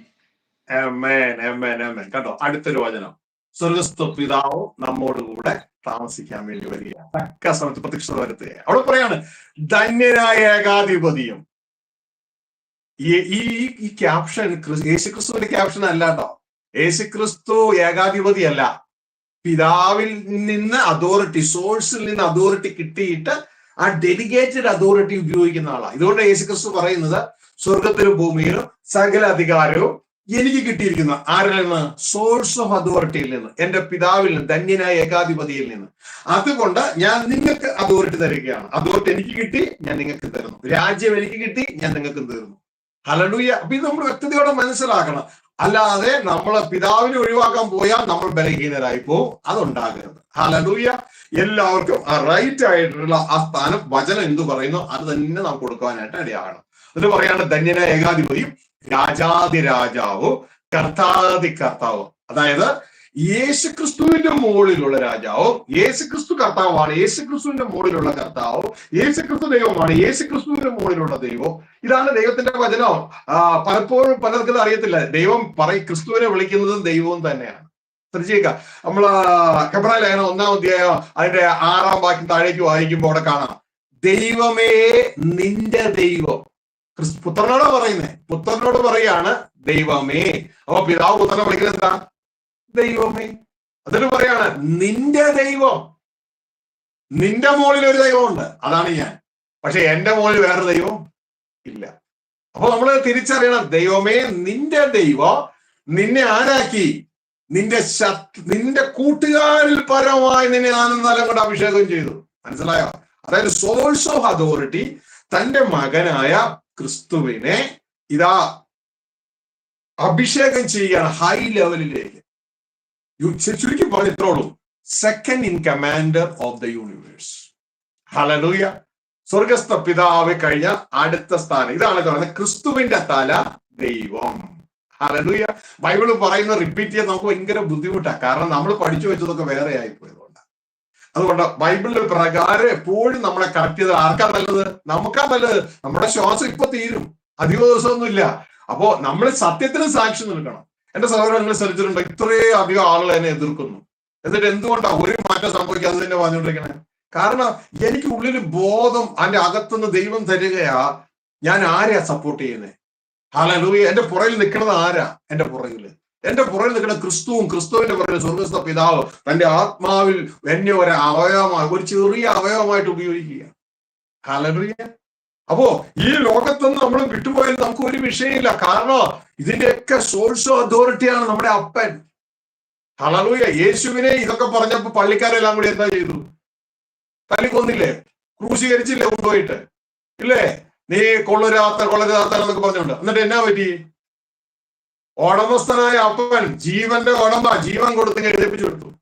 മരണവാചകരെ അഴിച്ച് എഴുന്നേപ്പിച്ചു. അപ്പോ ഇതൊന്നും നമ്മൾ ഭയപ്പെടേണ്ടത്. നമ്മൾ സത്യം കുറച്ചോ ഉള്ളോ സത്യത്തിന് സാക്ഷി. അധികം ഉണ്ടായിട്ട് അത് കൊള്ളാത്തതിനൊക്കെ നല്ലത് ഒരല്പമേ ഉള്ളൂ, പക്ഷെ അത് നന്നായിരിക്കും. ഹല്ലേലൂയ. അപ്പൊ ശക്തിയോടെ എന്ത് ചെയ്യണം? വിളിച്ചു പറയണം. ശക്തിയോടെ വിളിച്ചു പറയണം, ഇതാണ് സത്യം എന്ന് വിളിച്ചു പറയണം. ഹല്ലേലൂയ. വചനം വിട്ട് ഇടത്തേക്കും മാറരുത്, വലത്തോട്ടും മാറരുത്. ആര് വചനപ്രകാരം അത് അങ്ങനെയല്ലല്ലോ ബ്രദർ, ഇങ്ങനെയാണല്ലോ എന്ന് ചോദിച്ചു കഴിഞ്ഞാൽ വചനം നോക്കി അത് അങ്ങനെയാണെങ്കിൽ നാം തിരുത്തപ്പെടാൻ തയ്യാറാകും. ഹല്ലേലൂയ.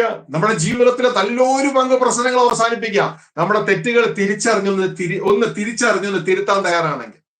അല്ലാണ്ട് സമൂഹത്തോട് കൂടാൻ വേണ്ടി നമ്മൾ നിന്നിട്ട് കാര്യമില്ല. കാരണം ഈ സമൂഹം എന്ന് പറയുന്നവരെല്ലാം മണ്ണിനടി പോകും. എന്നാൽ നാം മണ്ണിനടി പോയാലും നമ്മളെ അവിടുന്ന് കൊണ്ടുവരാൻ കഴിയുന്ന നമ്മുടെ അപ്പൻ. ഹല്ലേലൂയ. അതുകൊണ്ട് ആ യേശു ക്രിസ്തുവിനെ മാതൃക വെച്ചുകൊണ്ട് പ്രവർത്തിച്ച് നമുക്ക് നന്നായിരിക്കും. അപ്പോൾ ഇവിടെ എഴുതിയിരിക്കുകയാണ്, ധന്യനായ ഏകാധിപതി രാജാതി രാജാവ് കർത്താതി കർത്താവ് താൻ മാത്രം അമർത്യതയുള്ളവനും. വളരെ ശ്രദ്ധിക്കുക, താൻ മാത്രം എന്ന് പറഞ്ഞാൽ വേറെ ആർക്കും ഇല്ലാന്ന്. തനിക്ക് മാത്രമേ ഉള്ള അമർത്യത. മനസ്സിലായി? ഇവൻ ക്രിസ്തുവിന് അമർത്യതയുണ്ട്. അതെങ്ങനെയാ? ഗിഫ്റ്റഡ് ആണ്. ഈ അപ്പം കൊടുക്കുന്നതാണ്. മനസ്സിലായോ? സോഴ്സ് ഓഫ് ലൈഫ് അപ്പനാണ്. താൻ മാത്രം അമർത്യത. ഇതാണ് ദൈവത്തിന്റെ വചനത്തില് യോഹന്നാൻ സുവിശേഷം 6:57 യേശുക്രിസ്തു പറയുന്നത് ജീവനുള്ള പിതാവ്, അതായത് അമർത്യതയുള്ള പിതാവ് എന്നെ അയച്ചിട്ട് ഞാൻ പിതാവിൻ മൂലം ജീവിക്കുന്നത് പോലെ. അപ്പൊ ഞാൻ ജീവിക്കുന്നത് എങ്ങനെയാ? പിതാവിൻ മൂലമാണ് ജീവിക്കുന്നത്. എന്റെ സഹോദരങ്ങളിൽ നിന്ന് മനസ്സിലാക്കുക. ഹല്ലേലൂയ. 6:57 വായിച്ച ബ്രദറെ. 6:57. ജീവനുള്ള പിതാവ് എന്നെ അയച്ചിട്ട് ഞാൻ പിതാവിൻ മൂലം ജീവിക്കുന്നത് പോലെ എന്നെ തിന്നുന്നവൻ എൻ മൂലം ജീവിക്കും. യേശു പറഞ്ഞ കേട്ടോ, ജീവനുള്ള പിതാവ്. ഇതാണ് പറഞ്ഞത്, താൻ മാത്രം അമർത്യതയുള്ളവൻ. പിതാവിനെ കുറിച്ച് പറയാണ്. ആ ജീവനുള്ള പിതാവ് എന്നെ അയച്ചിട്ട് ഞാൻ ജീവിക്കുന്നത് എങ്ങനെയാ? പിതാവിൻ നിമിത്തം ജീവിക്കുന്നത് പോലെ. അപ്പൊ തനിക്ക് എങ്ങനെയാ ഈ ജീവൻ കിട്ടിയ? ഗിഫ്റ്റഡ് ആണ് പിതാവിൽ നിന്ന്. അതാണ് യോഹന്നാൻ 5-ാം അതിന്റെ 26-ാം വാക്യം പറയുന്നേ. ഹല്ലേലൂയ. 2-3 പേരുടെ സാക്ഷ്യം വഴിയിൽ ഏതൊരു കാര്യം ഉറപ്പാക്കാം. വായിച്ചേ 5:26, യോഹന്നാൻ 5:26.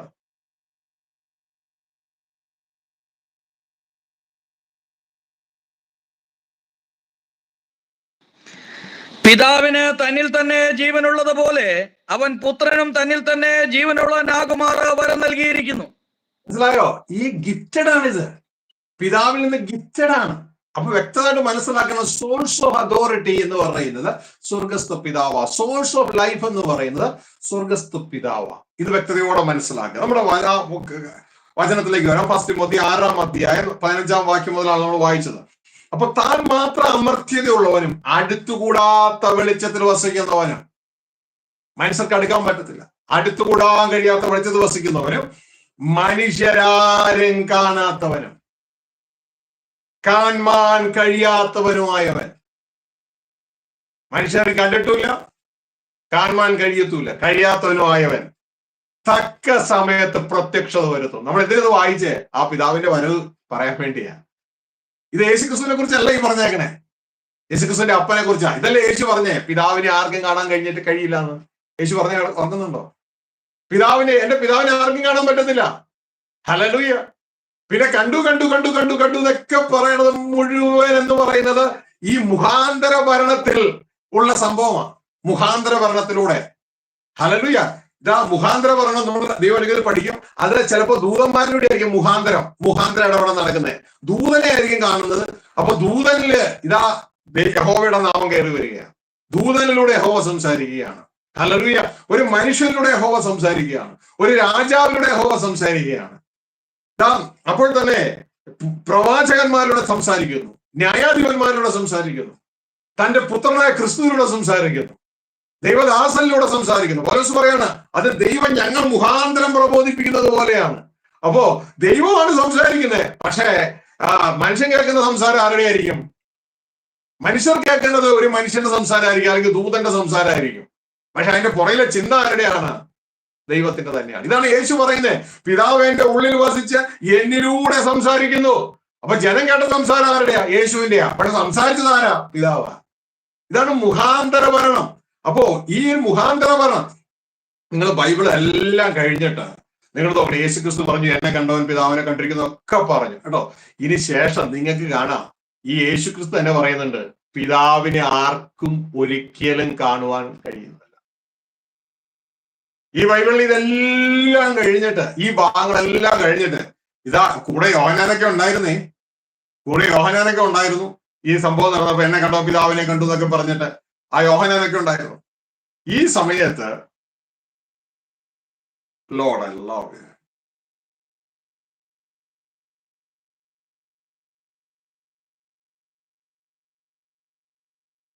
യോഹന്നാൻ 4-ാം 12-ാം ഇതെല്ലാം കഴിഞ്ഞിട്ട് എല്ലാ പരിപാടിയും കഴിഞ്ഞു.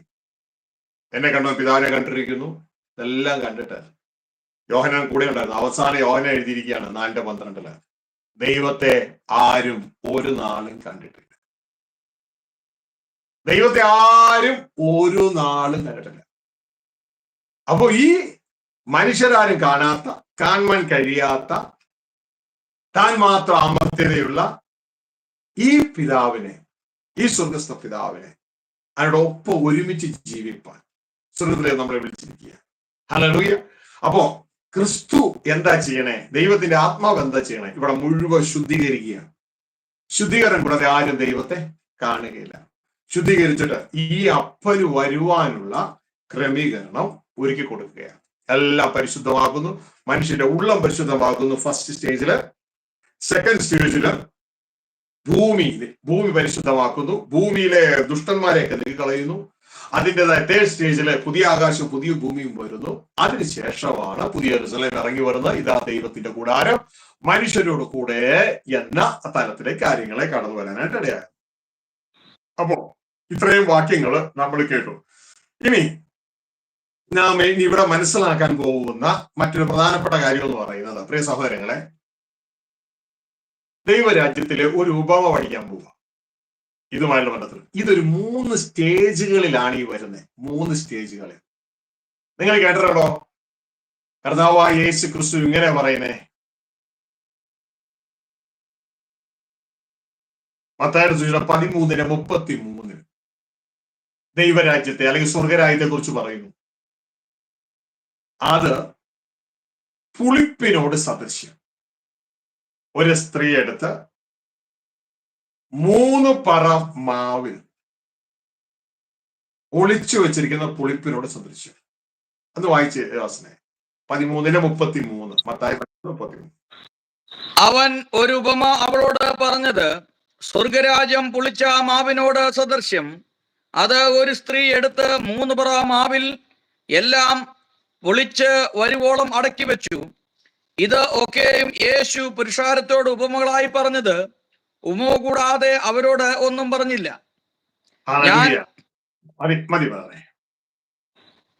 ഇവിടെ എഴുതിയിരിക്കുകയാണ്, യേശു മറ്റൊരു ഉപമ അവരോട് പറഞ്ഞു. സ്വർഗരാജ്യം പുളിച്ച മാവിനോട് സദൃശ്യം. അതൊരു സ്ത്രീ എടുത്ത് 3 പറ മാവിൽ എല്ലാം പൊളിച്ചു വരുവാൻ അടക്കി വെച്ചു.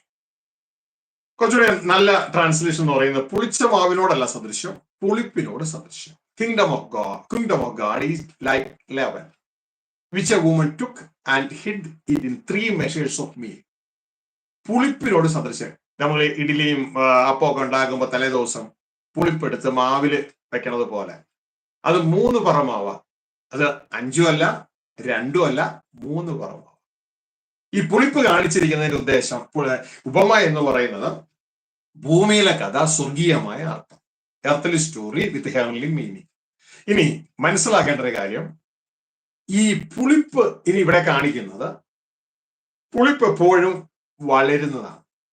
ദുരുപദേശത്തെയും പുളിപ്പായിട്ട് കാണിക്കാറുണ്ട്. കാരണം ദുരുപദേശം പെട്ടെന്നങ്ങ് വളരും, പെട്ടെന്നങ്ങ് പരങ്ങും. എന്തെങ്കിലും തെറ്റായ ഒരു കാര്യം ഉണ്ടെങ്കിൽ അത് പരത്താൻ നമുക്ക് ഭയങ്കര ടെൻഡൻസിയാണ്, അല്ലെ? ഇതേപോലെ തന്നെ പറയാണ്, സ്വർഗരാജ്യം പുളിച്ച മാവിനോട് സദൃശ്യം, പുളിപ്പിനോട് സദൃശ്യം. ഈ തെറ്റായിട്ട് ട്രാൻസ്ലേറ്റ് ചെയ്തിരിക്കുന്നതുകൊണ്ട് നമ്മൾ അതിലേക്ക് തന്നെ പോകും. പുളിപ്പിനോട് സദൃശ്യം. അത് ഒരു സ്ത്രീ എടുത്ത് 3 പറ മാവിൽ എല്ലാം പൊളിച്ചു വരുവോളം അത് പൊളിച്ചു വെച്ചു എന്നാണ് പറയുന്നത്. അപ്പോ പ്രിയ സഹോദരങ്ങളെ, ഇവിടെ വിഷയം എന്ന് പറയുന്നത് 3 പറ മാവാണ് എടുത്തു വെച്ചത് ഒരു സ്ത്രീയാണ്. സ്ത്രീ എടുത്തു വെച്ചാലേ കാര്യം നടക്കും. പുളിപ്പ് അതിലേക്ക് വെച്ചില്ലെങ്കിൽ കാര്യം നടക്കില്ല. അപ്പൊ നിങ്ങൾ ചോദിക്കുക, എന്താ ഒരു പുരുഷനെ എടുത്തു വയ്ക്കാനെയാണ്? നിങ്ങൾ ശ്രദ്ധിച്ചു കഴിഞ്ഞാൽ ബൈബിളില് 3 സ്ത്രീകളെ കുറിച്ച് സ്പെസിഫിക് ആയിട്ട് പറയുന്നുണ്ട്. 3 സ്ത്രീകളെ കുറിച്ച്. ഈ സ്ത്രീയുടെ സന്തതി സർപ്പത്തിന്റെ തലകുന്നത് കേട്ടിട്ടില്ലേ? സ്ത്രീയുടെ സന്തതി. അതിൽ തന്നെ സ്ത്രീക്ക് ഡിവിഷൻ ഉണ്ട്. ജഡസ്ത്രീ,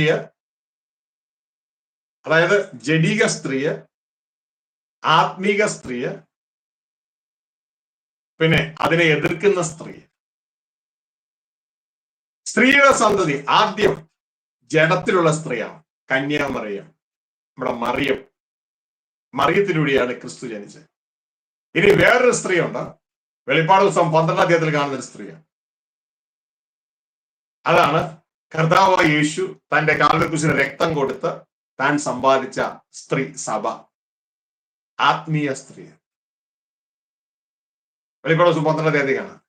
ഇനി വേറൊരു സ്ത്രീ ഉണ്ട്, അതേപോലെ തന്നെ ബാബിലോൺ, വേശ്യ, സഭയുടെ ഉള്ളിലുണ്ട്.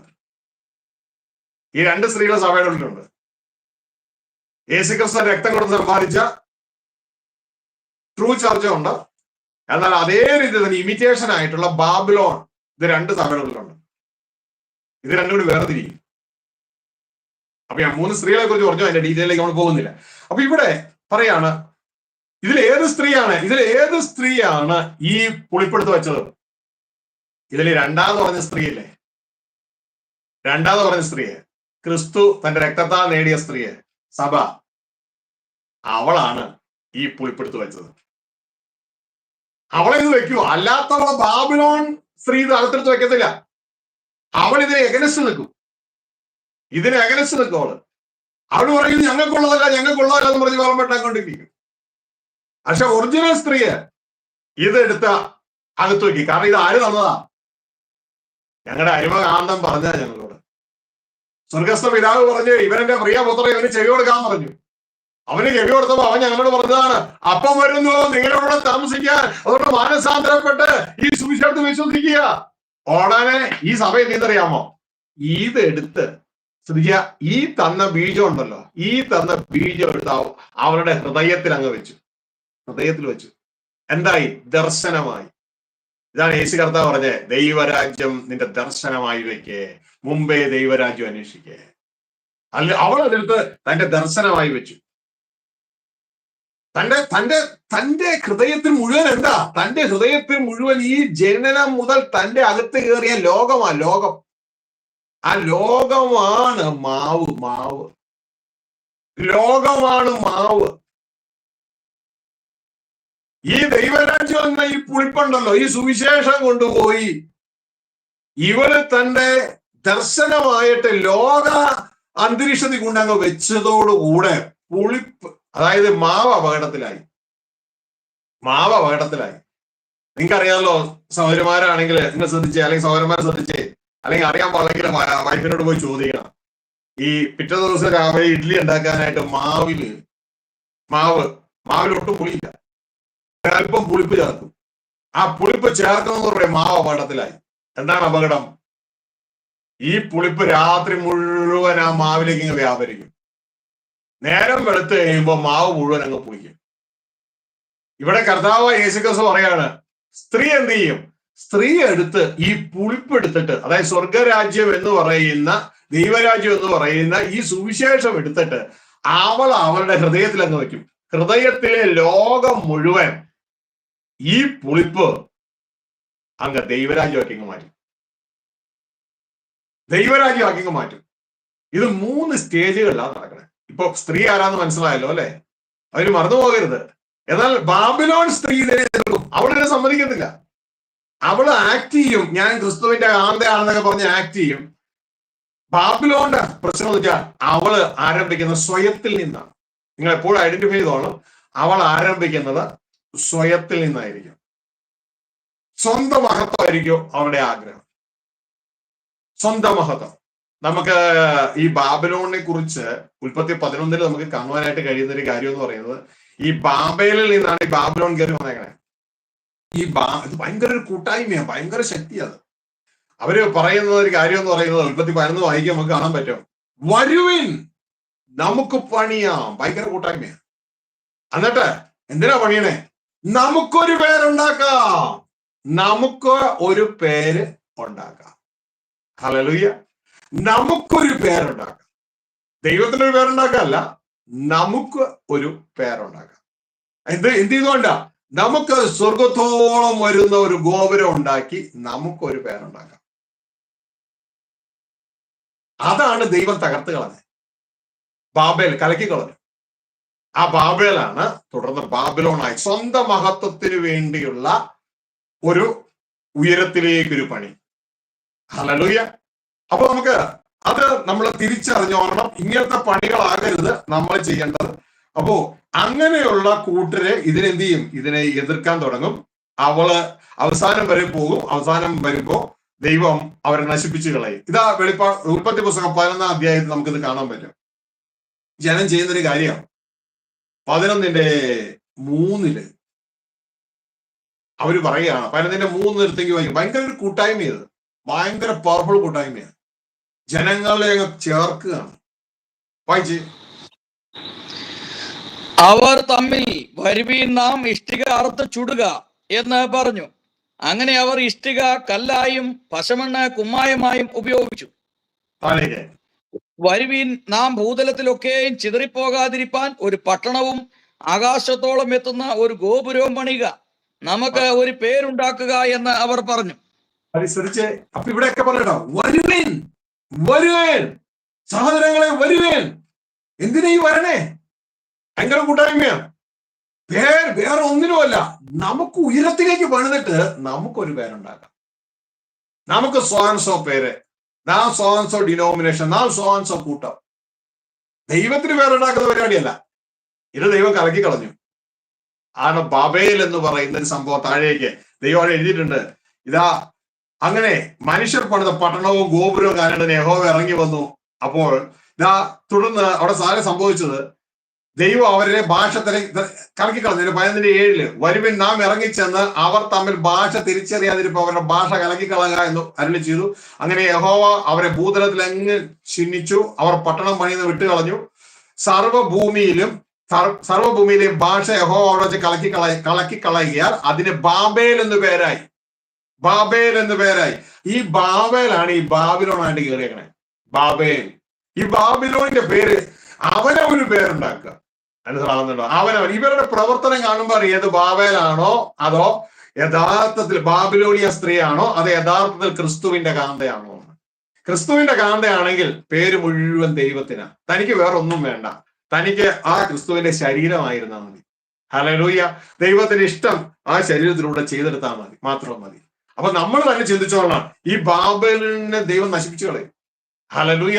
നശിപ്പിച്ചു കളയും. അവസാനം ആന്റി ക്രൈസ്റ്റ് വരുമ്പോ അവന്റെ സൈഡ് പോണത് ഇവളെയും കയറ്റിക്കൊണ്ടാണ് ആ മൃഗം കയറി വരാൻ പോണേ. അപ്പോ പ്രിയ സഹോദരങ്ങളെ, ഇതൊക്കെ വെളിപ്പാട് പുസ്തകത്തിൽ വളരെ കൃത്യമായിട്ട് കാണിച്ചിട്ടുണ്ട്. അപ്പോ ഇവിടെ നാം മനസ്സിലാക്കുന്ന ആ ഒരു സംഭവം എന്ന് പറയുന്നത്, ഈ സ്ത്രീ എന്ത് ചെയ്തു? 3 പറ മാവിൽ ഇതാ തന്റെ അരുമകാന്തനായ ക്രിസ്തു തന്നോട് പറഞ്ഞ സുവിശേഷം, സ്വർഗരാജ്യം അവള് കൊണ്ടുപോയി ഒളിച്ചു വെച്ചു. അതോടുകൂടെ തന്റെ അകത്തുണ്ടായിരുന്ന ലോകം അങ്ങ് പോയി. അതുവരെ ലോകത്തോട് വലിയ ദാഹമായിരുന്നു, എനിക്ക് ലോകം നേടണം, ലോകം നേടണം, ലോകം നേടണം. ഈ സുവിശേഷം കൊണ്ട് അകത്ത് വെച്ചപ്പോ അവളുടെ അകത്തുണ്ടായിരുന്ന ലോകം, ആ 3 പറ മാവ് ലോകം അങ്ങ് പൊളിച്ചു. ദൈവരാജ്യം മാറി. എന്ത് സന്തോഷമല്ലേ? നിങ്ങൾ ഇപ്പൊ ഒരു വചനം ക്ലിക്ക് ചെയ്യുന്നുണ്ടോ? ആത്മാവിന്റെ ലോകത്തിൽ പ്രവർത്തിക്കുന്നവർക്ക് അകത്ത് ഇപ്പൊ വചനം ക്ലിക്ക് ചെയ്യും. ശമരിയക്കാരത്തിയോട് യേശു പറഞ്ഞു ഓർക്കുന്നുണ്ടോ? ഞാൻ തരുന്ന വെള്ളം കുടിച്ചാൽ, ഈ കിണറ്റിലെ വെള്ളം കുടിച്ചാൽ വീണ്ടും ദാഹിക്കും. ഉപമയായിട്ട് കർത്താവ് പറയുന്നത്. പക്ഷെ ഞാൻ തരുന്ന വെള്ളം കുടിച്ചാ പിന്നെ നിനക്ക് ദാഹിക്കത്തില്ല, പിന്നെ ദാഹിക്കത്തില്ല. ഹല്ലേലൂയ. എന്താ യേശു പറഞ്ഞേ? ഈ ലോകത്തിലെ എല്ലാവർക്കും എന്തിനായുള്ള ദാഹമാ? ലോകം നേടാനുള്ള ദാഹമല്ലേ എല്ലാവർക്കും. പക്ഷെ ദൈവരാജ്യത്തിന്റെ മൊഴി നീ കൊണ്ടുപോയി എടുത്ത് തലയിൽ ദർശനമായിട്ട് വെച്ചാലുണ്ടല്ലോ, പിന്നെ നിനക്ക് ലോകത്തിനായിട്ടുള്ള ദാഹം, പിന്നെ നിനക്ക് സ്വർഗത്തിനായിട്ടാണ്, സ്വർഗസ്ഥനായ പിതാവിനായിട്ടാണ്, കർത്താവായ യേശുവിനായിട്ടാണ് ദാഹം. ഇത് വളരെ മനസ്സിലാക്കിക്കോളാം. നമ്മുടെ ദാഹം പലരുടെയും മാറാത്തതിന്റെ കാരണം എന്ന് പറയുന്നത് യേശുക്രിസ്തു തരുന്ന വെള്ളം കുടിക്കുന്നില്ല. യേശുക്രിസ്തു തരുന്ന വെള്ളം കുടിക്കുന്നില്ല. കുടിച്ചാൽ നിന്റെ ദാഹം മാറും. ഹല്ലേലൂയ. യോഹന്നാന്റെ സുവിശേഷം 4-ാം അധ്യായം. ശമര്യക്കാരത്തിയായ സ്ത്രീയോട് സംസാരിക്കുന്ന ആ രംഗത്തിലേക്ക് കടന്നു വരുമ്പോ, ലോർഡ് ഐ ലവ് യു. അതിന്റെ 4-ന്റെ 13-ഉം 14-ഉം വായിച്ച്.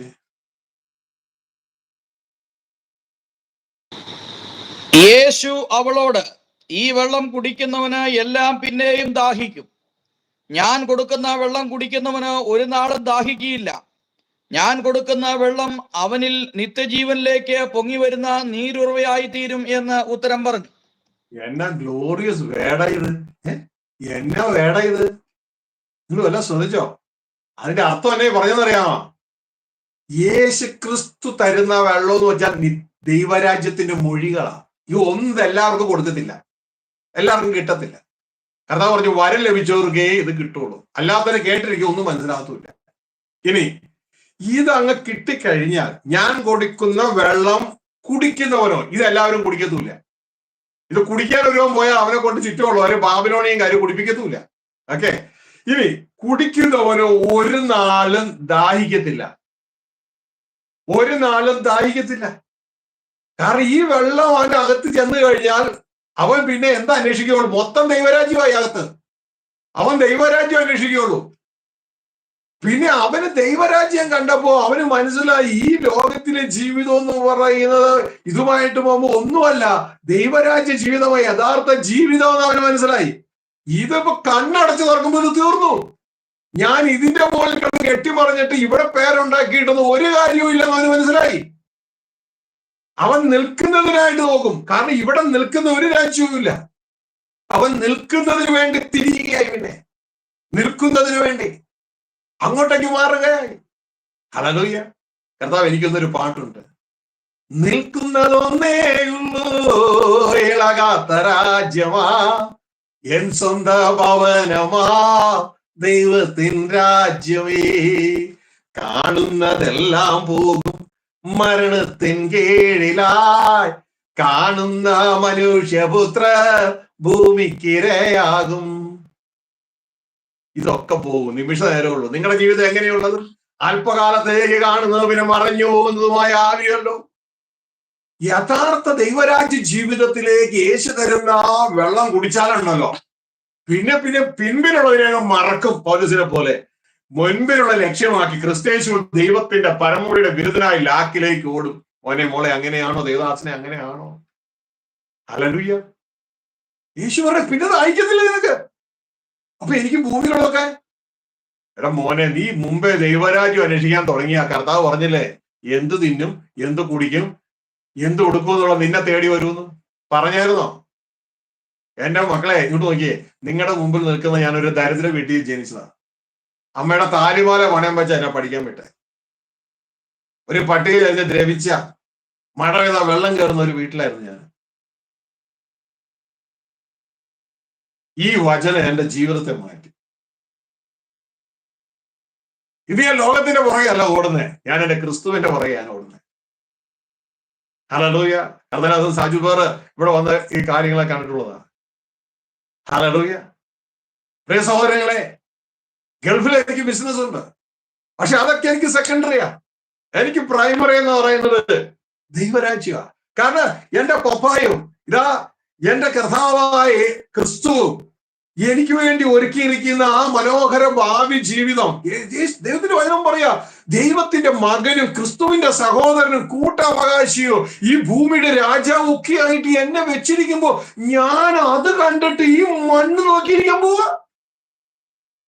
നീ നിധി ഇതുവരെ കാണാത്തത് കൊണ്ടാ മക്കളെ ഇങ്ങനെ പലതും തോന്നണേ. കർത്താവിന്റെ വചനം പറഞ്ഞു, ദൈവരാജ്യം നിധിയാന്നാ പറയണ. നിധി ഈ ലോകമാകുന്ന വയലിൽ ഒളിച്ചു വെച്ചിരിക്കുക. അത് കണ്ട പിന്നെ നീ നിനക്കുള്ള സകലം ട്രേഡ് ചെയ്ത് അത് വാങ്ങും. നിന്റെ വാക്കുകൾ കേൾക്കുമ്പോ അറിയാം നീ ഇത് കണ്ടിട്ടുണ്ടോ ഇല്ലെന്നുള്ളത്. ഹല്ലേലൂയ. ഈ ഒരു തിരിച്ചറിവ് നമ്മുടെ ജീവിതത്തിൽ വേണം. ഇവിടെ കർത്താവ് പറയാണ്, ഇതാ ഈ കുട്ടിച്ചാറുണ്ടല്ലോ, പിന്നെ ഒരു നാളും ദാഹിക്കത്തില്ല. ഒരു നാട് നിനക്ക് ദാഹിക്കത്തില്ല. ഹല്ലേലൂയ. ഇത് വ്യക്തതയോടെ തിരിച്ചറിയ. കാരണം കുടിച്ചു കഴിഞ്ഞാൽ നമ്മൾ സോഴ്സുമായി കണക്റ്റഡ് ആയി. അതിലൂടെ സോഴ്സുമായി കണക്റ്റഡ് ആയി കഴിഞ്ഞാൽ എന്റെ പ്രിയ കുഞ്ഞുങ്ങളെ പിന്നെ റിസോഴ്സ് തപ്പി നടക്കണ്ട. സോഴ്സ് വേണ്ട രീതിയിൽ പ്രവർത്തിക്കാൻ തുടങ്ങും. ഹല്ലേലൂയ. സോഴ്സുമായി കണക്ട് ചെയ്യണം. ഇതല്ലേ യേശുക്രിസ്തു പറഞ്ഞേ? യേശുക്രിസ്തു പറയാ, നിങ്ങളെ എന്റെ കയ്യിൽ നിന്ന് പിടിച്ചു പറിക്കാൻ കഴിയുള്ള ഒരുത്തനും ഇല്ലെന്നേ. കാരണം നിങ്ങളെ എനിക്ക് തന്ന സോഴ്സ് ഉണ്ടല്ലോ, എന്റെ അപ്പൻ, എല്ലാവരെക്കാളും വലിയതാണ്. കണ്ട കണക്ഷൻ കണ്ടോ? സോഴ്സുമായുള്ള കണക്ഷൻ. ഹല്ലേലൂയ. ആർക്കൊന്നും ചെയ്യാൻ പറ്റത്തില്ല. നമ്മുടെ സാക്ഷ്യം തീർന്നത് വരെ ഒരുത്തനും ഒന്നും ചെയ്യാൻ പറ്റത്തില്ല. ഹല്ലേലൂയ. നമുക്ക് വേണ്ടതൊക്കെ അപ്പൊ എത്തിയിരിക്കും. ഹല്ലേലൂയ. മനുഷ്യർ ആരും തന്നില്ലയോ? ഇതാ യേശുവിന്റെ ശുശ്രൂഷയുടെ സമയത്ത് ആരും ആ സമയത്ത് ഒന്നും കൊടുത്തില്ല. ടാക്സ് അടയ്ക്കാൻ പൈസ ഇല്ല. ഉടനെ സ്വർഗത്തിന് പിതാവ് ഒരു മത്സ്യത്തിന്റെ ഉള്ളിൽ ടാക്സ് അടയ്ക്കാനുള്ളത് വേണ്ടതേ കറക്റ്റ് സമയത്ത് എത്തിച്ചു കഴിഞ്ഞു. മോനെ, നിന്നോടാ സംസാരിക്കണേ. ഹല്ലേലൂയ. നീ പലപ്പോഴും കിടന്ന് കരയുന്നു. പക്ഷെ ആത്മാവിന്റെ നിയമത്തിന്റെ കീഴിലേക്ക് വാ. നീ തിരിച്ചറിയും നിനക്ക് വേണ്ടി എവിടെ എന്തോ ഒരുക്കിയിരിക്കുന്നു ദൈവമെന്ന് നീ തിരിച്ചറിയാൻ ഇടയാവും. ഹല്ലേലൂയ. തക്ക സമയത്ത് അത് നിന്നെ തേടിയെത്തുക തന്നെ ചെയ്യും. പക്ഷെ ഒരു കാര്യം ശ്രദ്ധിച്ചു കേൾക്കുക. ശ്രദ്ധിച്ചു കേട്ടോളൂ. വക്കറനോട് ദൈവം വക്കറന്. നമ്മുടെ ഹൃദയത്തിന്റെ കണ്ടീഷൻ അനുസരിച്ചിട്ടാണ് ദൈവം നമ്മളോട് പെരുമാറുന്നത്. എപ്പോൾ ശ്രദ്ധിച്ചോളാം, നമ്മൾ ചിന്തിക്കുന്നത് ദൈവ സ്നേഹമാ എന്നൊക്കെ നമ്മൾ ചിന്തിക്കും അല്ലെ. ശരിയാ, ദൈവ സ്നേഹമാണ്. ഒരു ഭാഗത്ത് ദൈവ സ്നേഹമാണ്, പക്ഷെ വേറൊരു ഭാഗത്ത് മറുഭാഗത്ത് ദൈവം ദഹിപ്പിക്കുന്ന അഗ്നിയാണ്. മറന്നുപോകരുത്. ഹല്ലേലൂയ. പ്രിയ സഹോദരങ്ങളെ, ആ ദൈവസന്നിധിയിൽ തുറന്ന ഹൃദയത്തോടുകൂടെ വിശുദ്ധിയോടുകൂടെ ദൈവസന്നിധിയിലേക്ക് ചെല്ലുക. ഇനിയും അടുത്തത് ഇവിടെ പറയാണ്, ഞാൻ കൊടുക്കുന്ന വെള്ളം അത് ദാഹിക്കത്തില്ലെന്ന് മാത്രമല്ല, ദാഹിക്കത്തില്ലെന്ന് മാത്രമല്ല, അവന് നിത്യജീവങ്ങളിലേക്ക് പൊങ്ങി വരുന്ന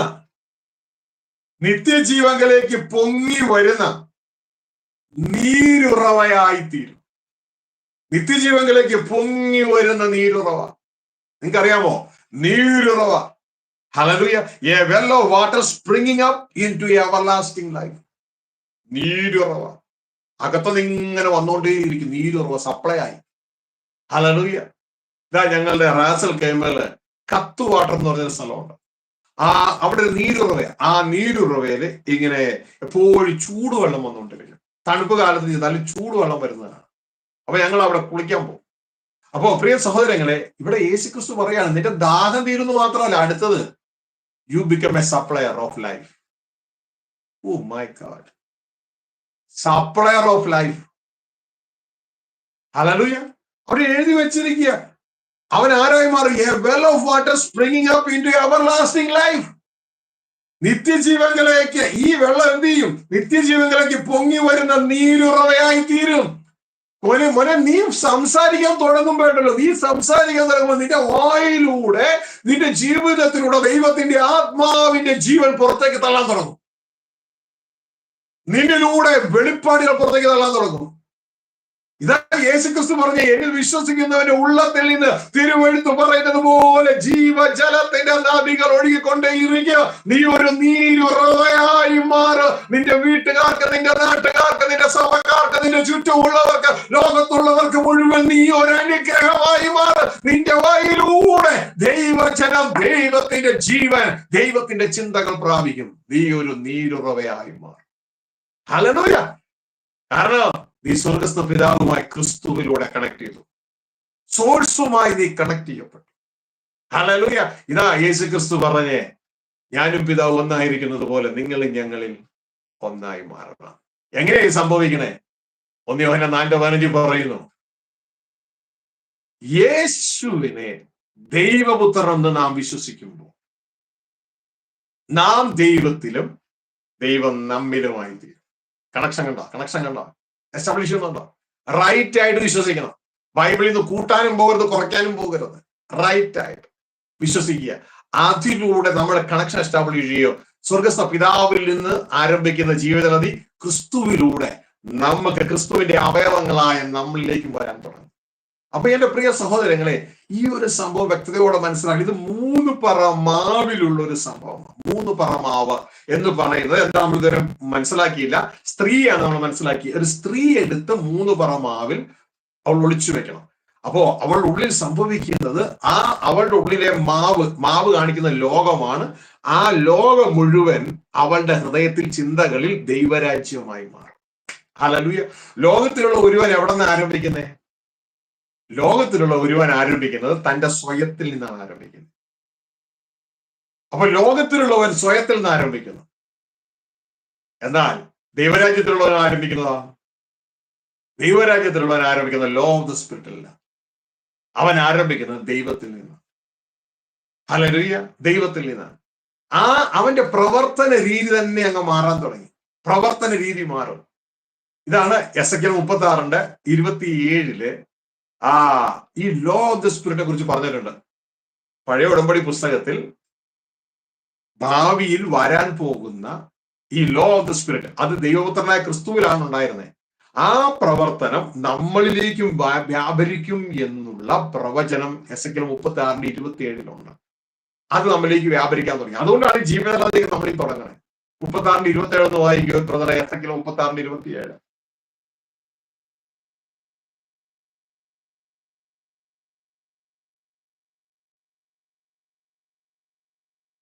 താങ്ക് യു.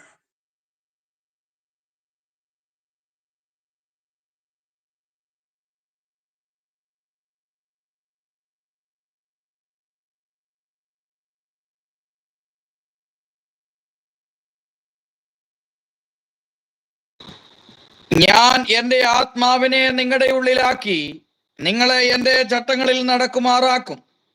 നിങ്ങൾ എൻ്റെ വിധികളെ പ്രമാണിച്ച് അനുഷ്ഠിക്കും. ഞാൻ നിങ്ങളുടെ പിതാക്കന്മാർക്ക് കൊടുക്കുന്ന ദേശത്ത് നിങ്ങൾ പാർക്കും. ഇതാണ് ആത്മാവിന്റെ നിയമം.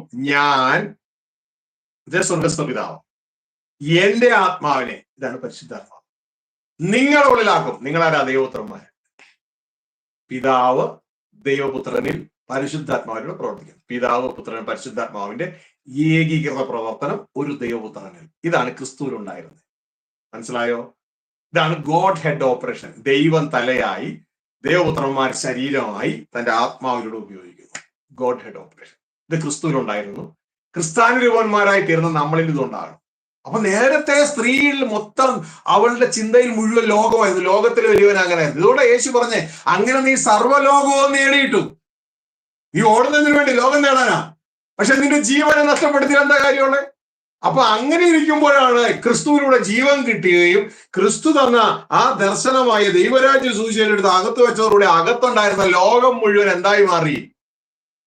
ദൈവരാജ്യമായി മാറി. ഉയ്യോ! അതോടുകൂടെ ആ വ്യക്തി എന്ത് ചെയ്യും? തനിക്കുള്ള സകലതും ട്രേഡ് ചെയ്യും. തന്റെ വയർപ്പ്, ദൈവം തനിക്ക് തന്ന ബുദ്ധി, തന്റെ ആരോഗ്യം, തന്റെ പണം, തന്റെ ഇൻഫ്ലുവൻസ്, ഇതെല്ലാം ഉപയോഗിച്ച് താൻ സോൾസുകളെ നേടാൻ തുടങ്ങും. കാരണം സോൾസുകളെ നേടുന്ന ഒരു ബുദ്ധിമാൻ. കാരണം ഇവിടുത്തെ ഫണ്ട് വേണ്ടെന്നല്ല, ഇവിടുത്തെ ഫണ്ട് ഇവിടെ മാത്രം ഉപയോഗിക്കാൻ പറ്റത്തുള്ളൂ. പക്ഷെ സോൾസുകളെ നേടിയാൽ അത് എറ്റേണലി പ്രോഫിറ്റ് ആണ്. ഹല്ലേലൂയ! ഇതുകൊണ്ട് ദൈവത്തിന്റെ വചനം പറയുന്നത് ബുദ്ധിമാന്മാർ സോൾസുകളെ നേടും. ഹല്ലേലൂയ! യേശുക്രിസ്തു ഇവിടെ ഒന്ന് ഇൻവെസ്റ്റ് ചെയ്തൊക്കെ എവിടെയാണെന്ന് അറിയാമോ? റിയൽ എസ്റ്റേറ്റിലല്ല. യേശുക്രിസ്തു ഇൻവെസ്റ്റ് ചെയ്യുന്നത് വേറെ സ്റ്റോക്ക് മാർക്കറ്റുകളിലല്ല. യേശുക്രിസ്തു ഇൻവെസ്റ്റ് ചെയ്തു എവിടെയാണെന്നറിയാമോ? സോൾസ് മാർക്കറ്റിൽ. Souls market. ഹല്ലേലൂയ! മനുഷ്യരെ പിടിക്കുന്നതിൽ. ഹല്ലേലൂയ! എന്നിട്ട് യേശുവിനോട് കൂടെയുള്ളവരോട് യേശു പറഞ്ഞു, ഞാൻ നിങ്ങളെ മനുഷ്യരെ പിടിക്കുന്നവരാക്കും. അതുകൊണ്ട് എന്റെ പ്രിയ കുഞ്ഞുങ്ങളെ, ഹല്ലേലൂയ, ആ യേശുവിന്റെ മോഡൽ ദ ബെസ്റ്റ് മോഡൽ. ഇത് നമ്മൾ മനസ്സിലാക്കി പ്രവർത്തിക്കാനായിട്ട് ഇടയാണ്. അപ്പോ ഇനി അധികം പറഞ്ഞ് ഞാൻ ഈ നിങ്ങളുടെ ഓവർലോഡ് ചെയ്യിക്കുന്നില്ല. ഞാൻ ഇത് കൺക്ലൂഡ് ചെയ്യട്ടെ. ഇപ്പോ നമ്മള് ഇന്ന് ഈ പ്രാവശ്യം കേട്ടത് നമുക്ക് നല്ലൊരു പങ്കിനും സ്വർഗസ്ഥ പിതാവിന്റെ വരവിനെ കുറിച്ച് അറിയത്തില്ല. കാരണം നമ്മൾ ദൈവരാജ്യ സുവിശേഷം കേട്ടിട്ടില്ല. നമുക്ക് യേശു ക്രിസ്തുവിന്റെ ഓരോ വരെ അറിയത്തുള്ളൂ. നല്ല കാര്യം, അത് അറിയണം. ഈ തൊട്ടടുക്കൾ വരാൻ പോകുന്ന യേശു ക്രിസ്തുവിന്റെ വരാം. പക്ഷെ യേശു ക്രിസ്തുവിന്റെ ഡ്യൂട്ടി തീരുന്നില്ല. നിങ്ങൾ അറിയാമോ? വീണ്ടും ഡ്യൂട്ടിയിലാണ്. വീണ്ടും 1000 വർഷം ഭരണം. അത് ജയം പ്രാപിക്കുന്നവരോട് ചേർന്നുള്ള ഭരണം. അത് കഴിഞ്ഞാല് ഇതാ പിശാചിനെ ആ സമയത്തൊക്കെ ലോക്ക് ചെയ്യും. അത് കഴിഞ്ഞാൽ വീണ്ടും അവനെ തുറന്നുവിടും. വീണ്ടും ഇതാ തുറന്നു വിടുമ്പോ അവൻ ലോകത്തുള്ളവരെ വീണ്ടും രണ്ടാക്കും. ഗോഗ് മഗോഗ് എന്ന് പറയുന്ന ആ ഒരു യുദ്ധത്തിന്റെ ഭാഗത്തേക്ക് കയറി വരും. തുടർന്ന് ആ ആകാശത്ത് തീ ഇറങ്ങി ആ ദൈവത്തിനെതിരെ നിൽക്കുന്നവരൊക്കെ നശിപ്പിക്കും. അങ്ങനെ ഭൂമിയിൽ അകൃത്യമുള്ളവരെയൊക്കെ മാറ്റും. അപ്പൊ വീണ്ടും ഡ്യൂട്ടിയാണ്. ഡ്യൂട്ടി കഴിയാനില്ല. അത് കഴിഞ്ഞിട്ടാണ് പുതിയ ആകാശവും പുതിയ ഭൂമിയും ഇറങ്ങി വരുന്നത്. മൊത്തം നമ്മളെ ശുദ്ധീകരിക്കും, ഭൂമിയെ ശുദ്ധീകരിക്കും, അതിനുശേഷം ആകാശം ശുദ്ധീകരിക്കും, പുതിയ ആകാശം പുതിയ ഭൂമി വരും. എന്തിനാ മൊത്തം ശുദ്ധീകരിക്കുക? കാരണം ആര് വരാൻ പോണേ?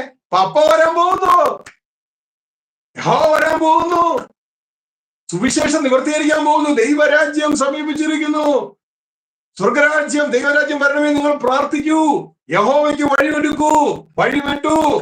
ഹല്ലേലൂയ! സ്നാപയോഹന്നാൻ തുടങ്ങി വഴിവെട്ടൽ തുടങ്ങിയതാ, വഴിയൊരുക്കൽ തുടങ്ങിയതാ. മൊത്തം ശുദ്ധീകരിക്കുക. ഈ ശുദ്ധീകരിക്കുന്ന മണ്ഡലത്തിലേക്കാണ് പപ്പ വരുന്നത്. പപ്പ വരുമ്പോ ഇതാ പുത്രനെല്ലാം റെഡിയാക്കി പിശാചിനെ, സ്ത്രീയുടെ തന്തി സർപ്പത്തെ തകർത്ത് കളയും. അതൊക്കെ തകർത്തിട്ട് എല്ലാ വാഴ്ചയുടെ അധികാരങ്ങളെയും ഒക്കെ ആയുധം പ്രകോപിപ്പിച്ച് അവരെയൊക്കെ നീക്കിക്കളഞ്ഞിട്ട് കിങ്ഡം അപ്പന്റെ കയ്യിലേക്ക് ഏൽപ്പിക്കുക. എത്ര നല്ല മകനല്ലേ! എത്ര നല്ല മകനല്ലേ! ഹല്ലേലൂയ! നമ്മളാണെങ്കിൽ അഡ്വൈസ് ചെയ്ത് കൊടുത്തതന്നെ, നീയല്ലേ ഇത്രയും ഭാര്യയായിട്ട് മേടിച്ച് കൊടുക്കുമെന്ന് വേണ്ടെന്ന് അല്ലേ? എത്ര നല്ല മകനല്ലേ! എല്ലാം കഴിഞ്ഞിട്ട് കിങ്ഡം പിതാവിനെ ഏൽപ്പിച്ചിട്ട് ആ പിതാവിന് കീഴടങ്ങിയിരിക്കും. ഹല്ലേലൂയ! അന്ന് സർവ്വഭൂമിയും യഹോവ രാജാവാണ്.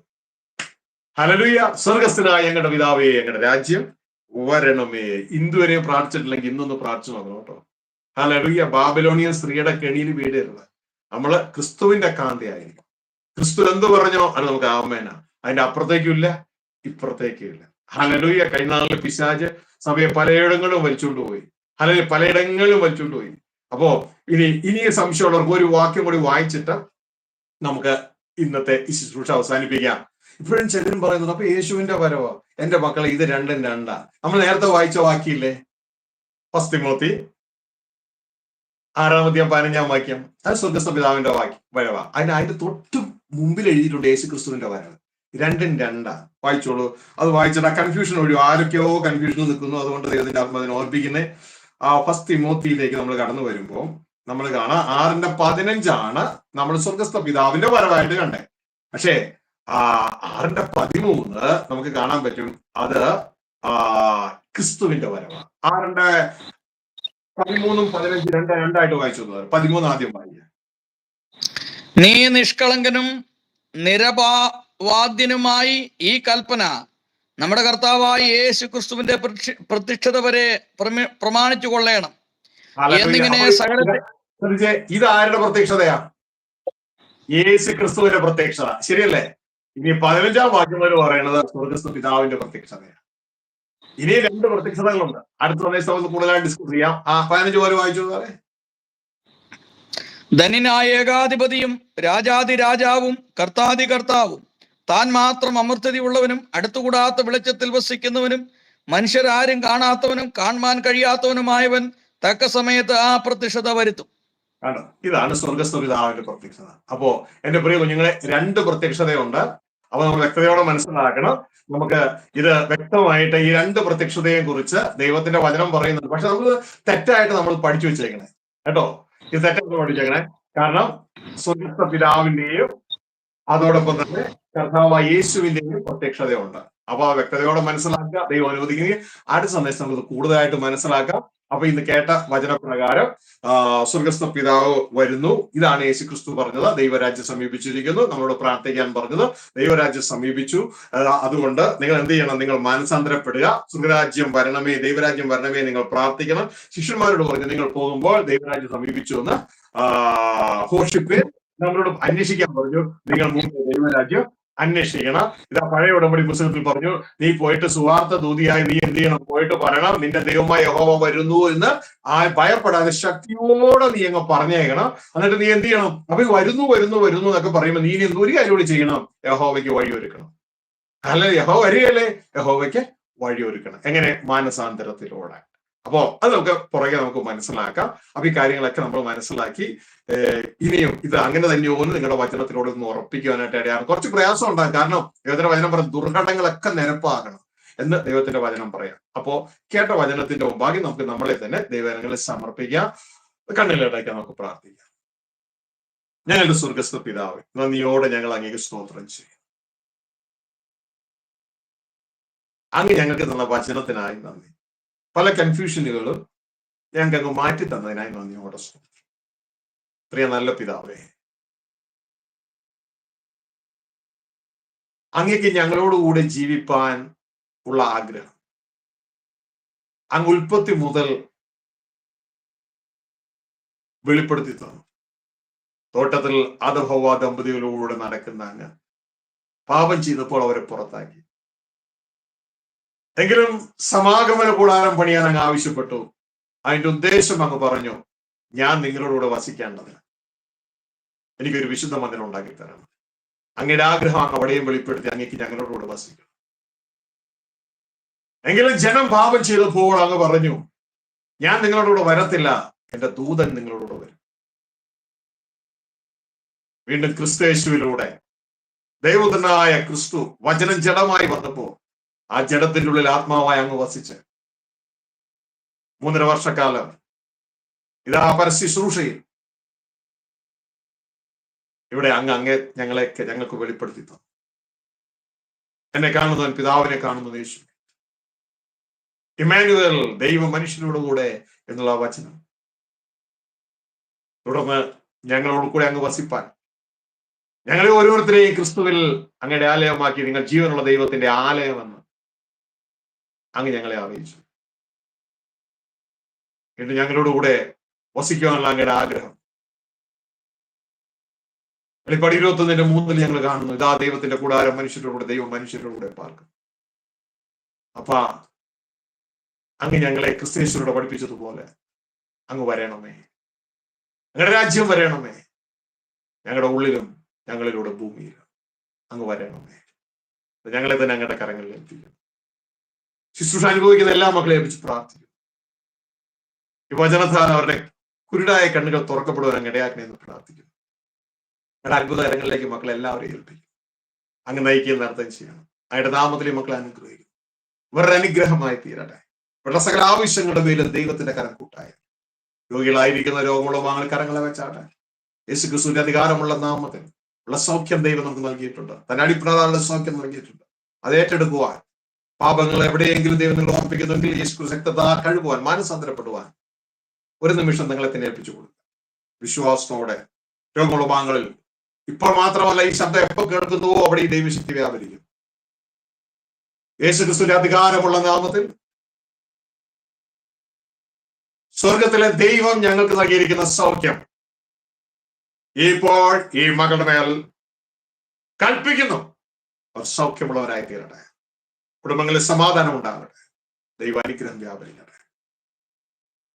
സ്വർഗീയ പിതാവേ, ഈ ചാനലിൽ ഓർത്ത് സ്തോത്രം ചെയ്യുന്നു. ഞങ്ങളുടെ മകനും അങ്ങയുടെ മകൻ പ്രവർത്തിക്കുന്ന എല്ലാ പ്രവർത്തനങ്ങളിലും ഒരു അനുഗ്രഹമായി മാറട്ടെ. ഈ ശുശ്രൂഷ നിങ്ങളുടെ മകന്റെ ജീവിതത്തിൽ വലിയൊരു മാറ്റമായി, കുടുംബത്തിൽ വലിയൊരു മാറ്റമായി, ശുശ്രൂഷയിൽ വലിയൊരു മാറ്റമായി തീരട്ടെ. ഒരു കൊടുങ്കാറ്റ് എന്നതുപോലെ ഞങ്ങൾ ഇന്ന് കേട്ടതുപോലെ ശക്തിയോടെ ഉയർത്തുക. ശക്തിയോടെ ഉയർത്തോളം എല്ലാ കൃപകളും കൊടുക്കണമെന്ന് പ്രാർത്ഥിക്കുന്നു. ജനത്തെ അനുഗ്രഹിക്കുന്നു. സർവ്വമഹത്വം പിതാവ് അങ്ങ് യേശു ക്രിസ്തുവിൻ നാമത്തിൽ തന്നെ.